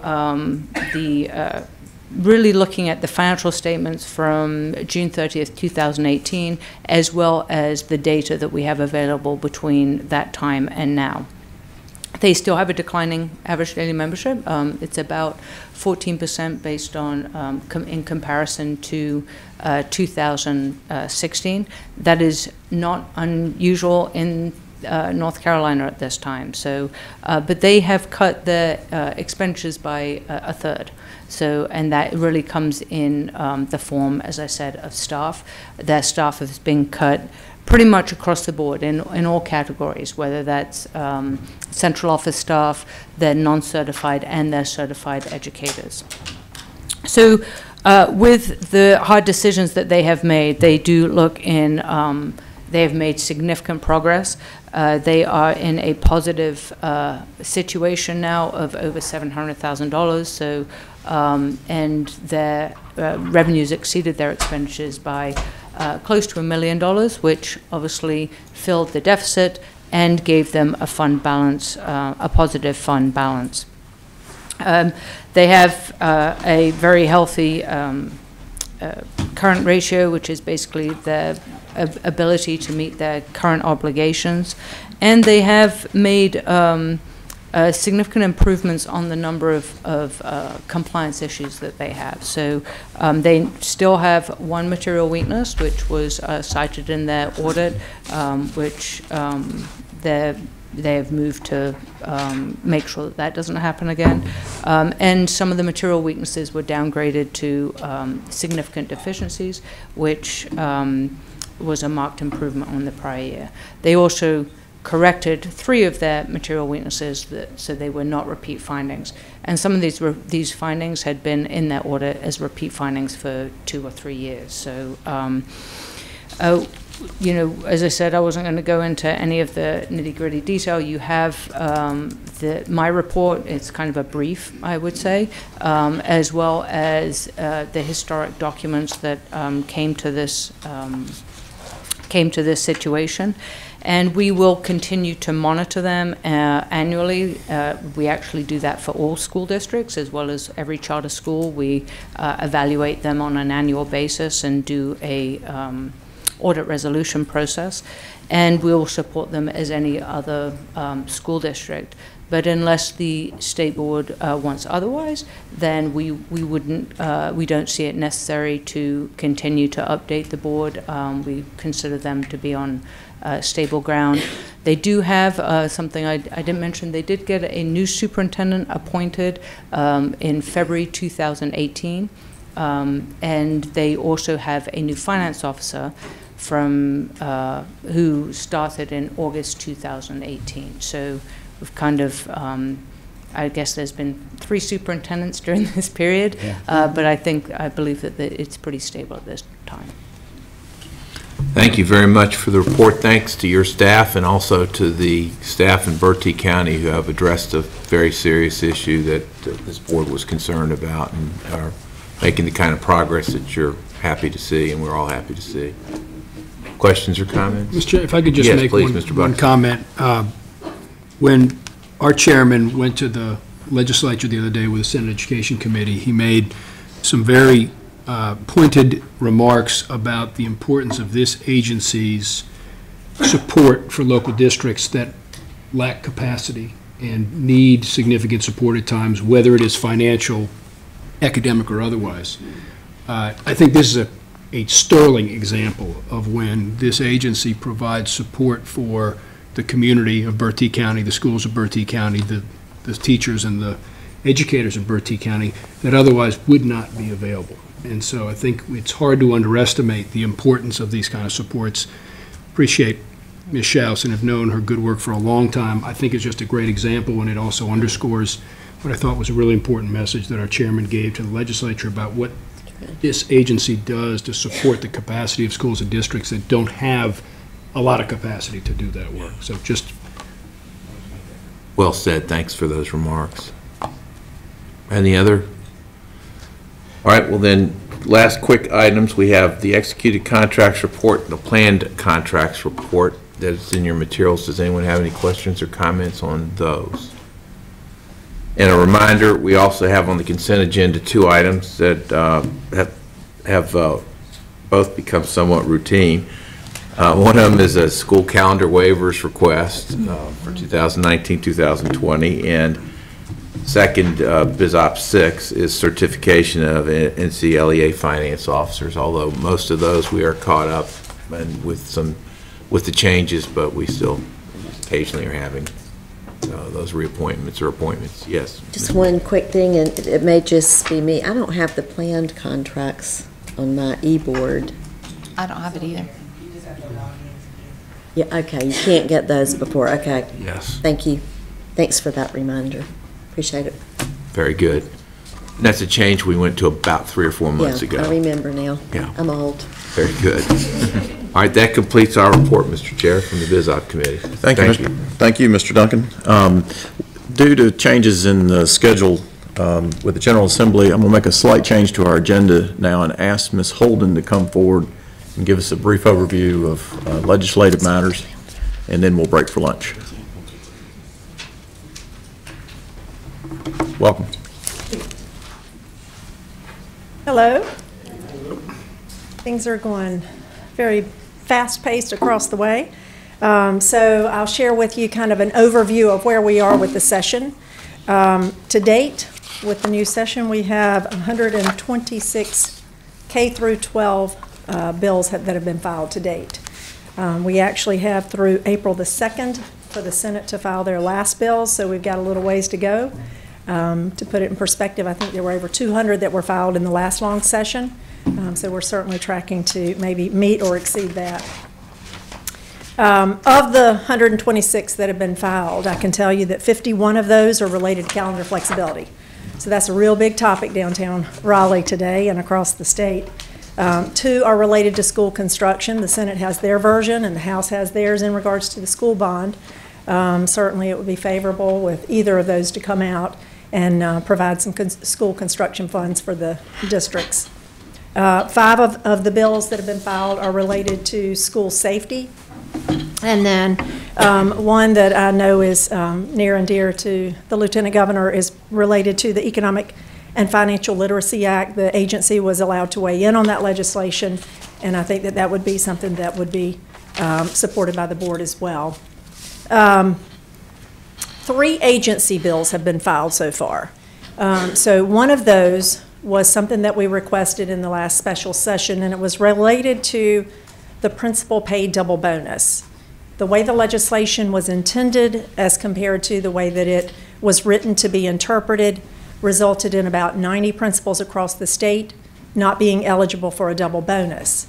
So the Senate did file a fix for that. We're hopeful that we will get it. As I mentioned, there's about 90 principals who are subject to receive as much as about $10,000. That would be the max, but there's a lot of money on the table. It's within the existing budget, so it's not an additional allotment that would be added to this year's money. The other agency bill is something that, Mr. McDevitt, you will probably appreciate. We've tried to do some cleanup on our reports. We've got certain agency reports that are due at times where we don't have the data available yet. We may have duplication on reporting, so we're asking for some combinations to some reports, and then for anything that doesn't necessarily seem to apply anymore, any elimination. So we're trying to clean up, but we still have over 130 reports that are due by the agency at any given time during the year. Of the 126 bills that have been filed, I think the numbers like 22 actually have some sort of reporting requirement, whether it's a modification to an existing report or an additional report. So certainly that is something to keep our eyes on. May the 9th is the crossover date. So any bills that make crossover are the ones that we'll continue to certainly track in a much deeper dive. The other agency bill has 4 different items on there. The first is related to the state sales tax refund. Currently, our districts are not eligible for a state sales tax refund. That was actually eliminated back in 2006. We have charter schools, we have private schools, we have universities, nonprofits that all get the state sales tax refund. So I've partnered with the School Boards Association and the Department of Revenue to try to put together what that might look like for the districts. And it has an opportunity to be a significant benefit for the districts across the state if we can stand to get that reinstated in this session. One item that I'll point out in terms of what I would consider to be the urgency behind trying to get it now is if we do in fact get school construction money, there'll be a lot of money that's being spent across the state. So if we can get that state sales tax reinstated for the districts, certainly that would be a benefit. That's not just for the traditional money that's been spent, but also for the big amount that might be spent on construction. The other item that was included is the class size waivers.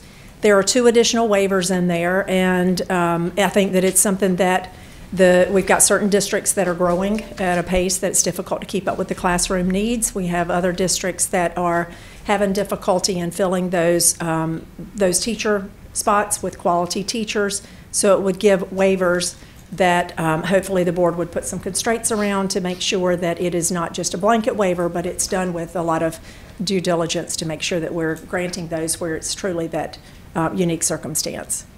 So I'm sorry. So the limitations would would fall upon this board to assure that those are in place. It's not in the bill, statutory. It wouldn't be in statute. That's correct. Okay. That's correct. That's an important piece. Yep. That's hard. That's real important work. Thank you. And I'll point out in the for 2019 school year, so far there's been 13 approved class size waivers, so that kind of puts it in perspective in terms of the current magnitude. But in addition to that, we had 109 that were specific to Hurricane Florence. So that's the 2019 numbers. The third component of that legislation would be flexibility in the textbook allotment. We had a lockdown on that fund bucket, so we can't transfer money out, and it's to be used for purchases for textbooks and digital materials.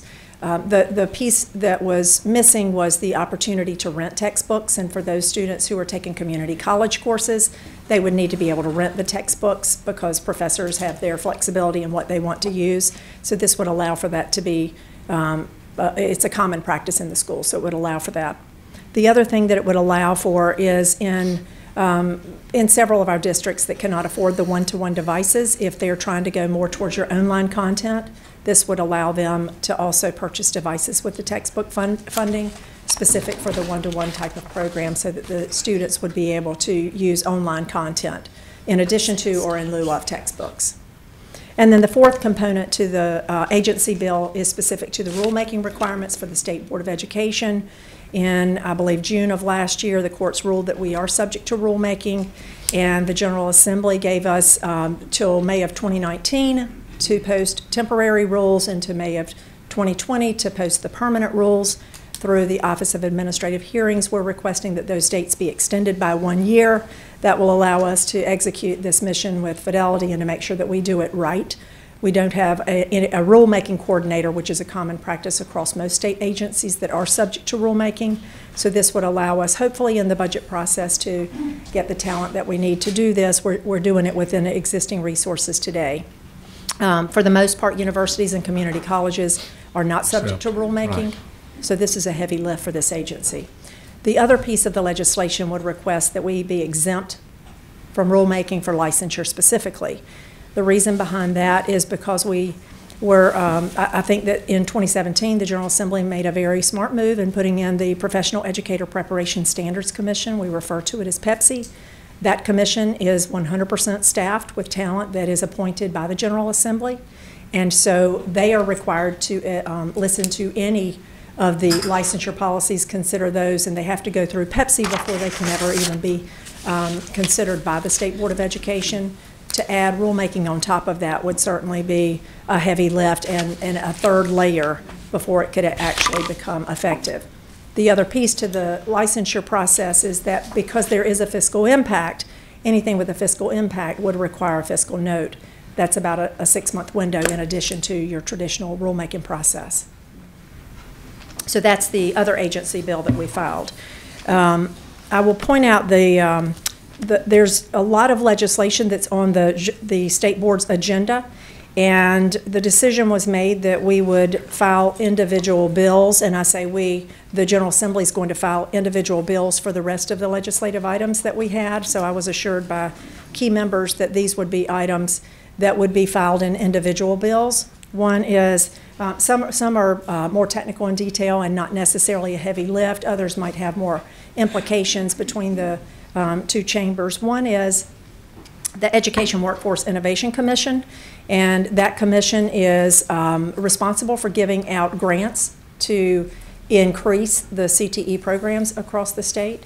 And the amount of grants are not significant, but certainly it can make a big difference for the districts. Currently, the commission members consist of your state superintendent, your state board chair, your president of the university system, your president of the community college system, and your secretary of commerce, and then a few other appointments.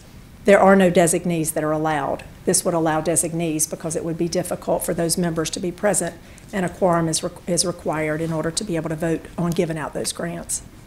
The next thing is the school performance grades. The state board is requesting an extension on the 15-point scale.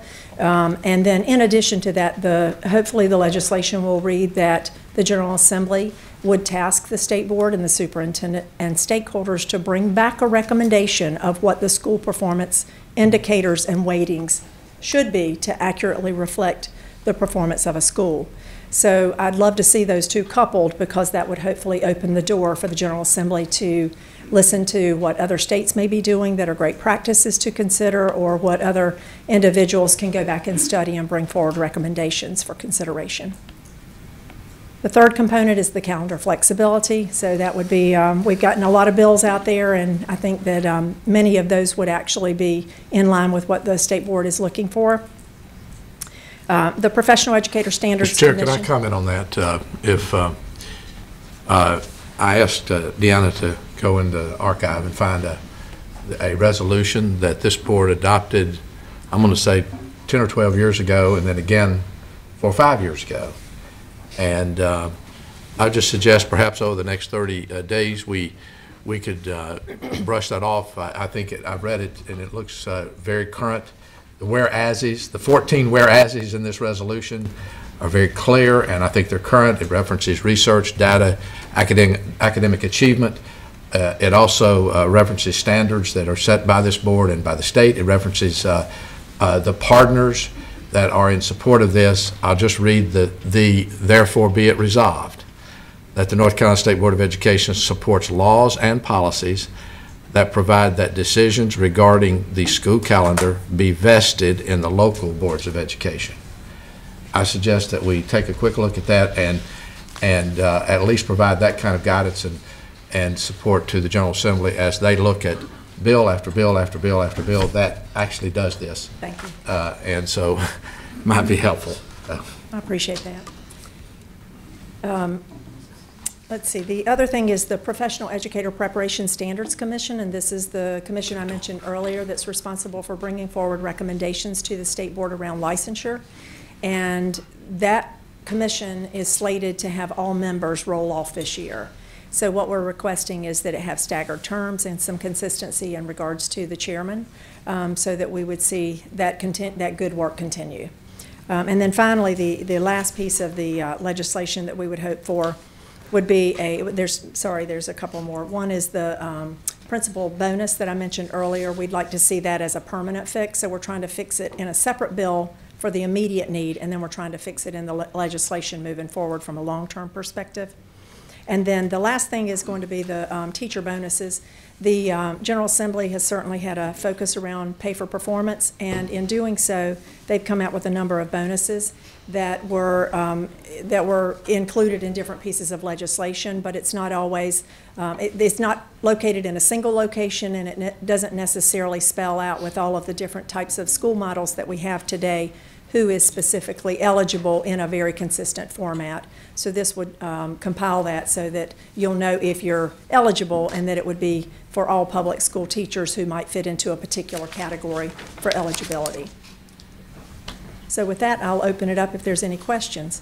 Any questions for Ms. Holden? A quick question. Thank you, Ms. Holden. I want to go back to the, what determines whether or not the department does a report for the General Assembly? Is it tied to money, some limitation around dollars appropriated? Anything they want to know about.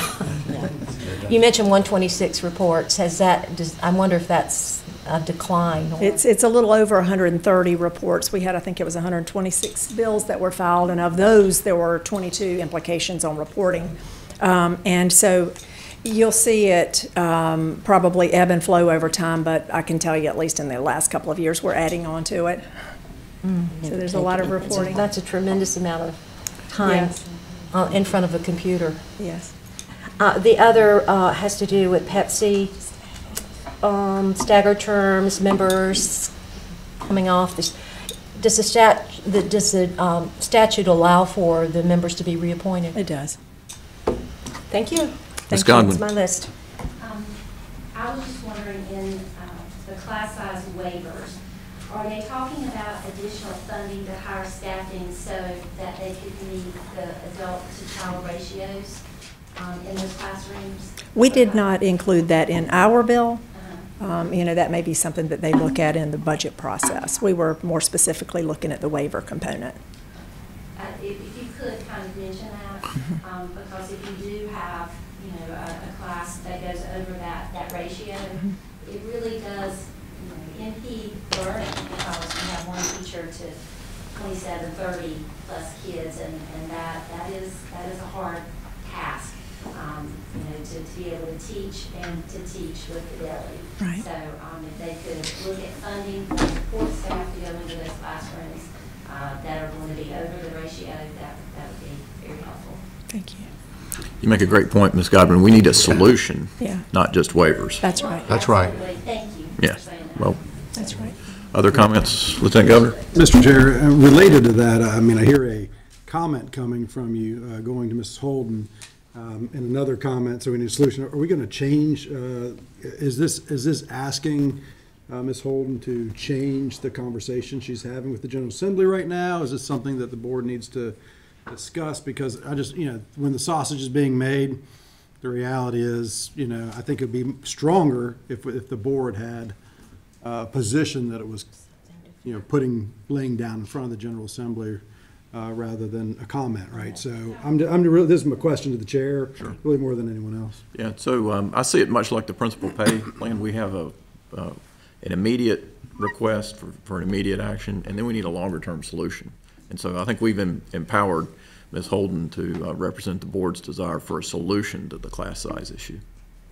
Thank you. And as an advisor, I didn't think that was my place. I just wanted to see if in conversation, sidebar conversations, if she could just mention that. Well, we think your advice is very important, and your comments are very important. As an advisor, she wouldn't be here, and so that's why I wanted to make sure we bring it before the board and make sure that we at least do something beyond a comment from an advisor if that's something that's important to the board. So yes. Anyway.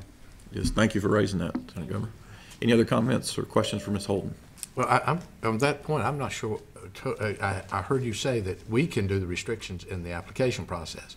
We can't do appropriations. We can't add the resources necessary to do the either intended or unintended consequences. So I don't think we can do it at this table, but I do think there is a to-do list here that could be part of a special provision or something in the budget process that because I think that's an important piece, because we've got teacher assistants that are in a lot of schools. We have limitations there in terms of resources, and when we start looking at the kind of ratio that Ms. Godwin's talking about here, and that there are no restrictions, statutory restrictions on what the waivers are allowed, it's really important. And I don't think we're going to get any crazy kind of requests, but I think we should address if there are going to be resources necessary, and that's an important piece.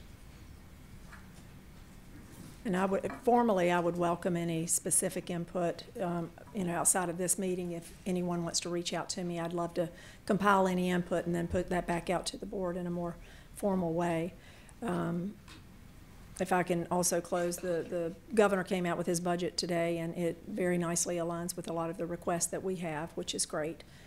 So there'll be, I'm sure, more details that are forthcoming in the news, and I'll make sure that I share those and go through and see where everything aligns or anything that wasn't necessarily included, how we want to proceed from that point. Ms. Holden, thank you so much for your good work. Thank you. Appreciate it. Okay, let's break for lunch and reconvene at 1:30. Okay.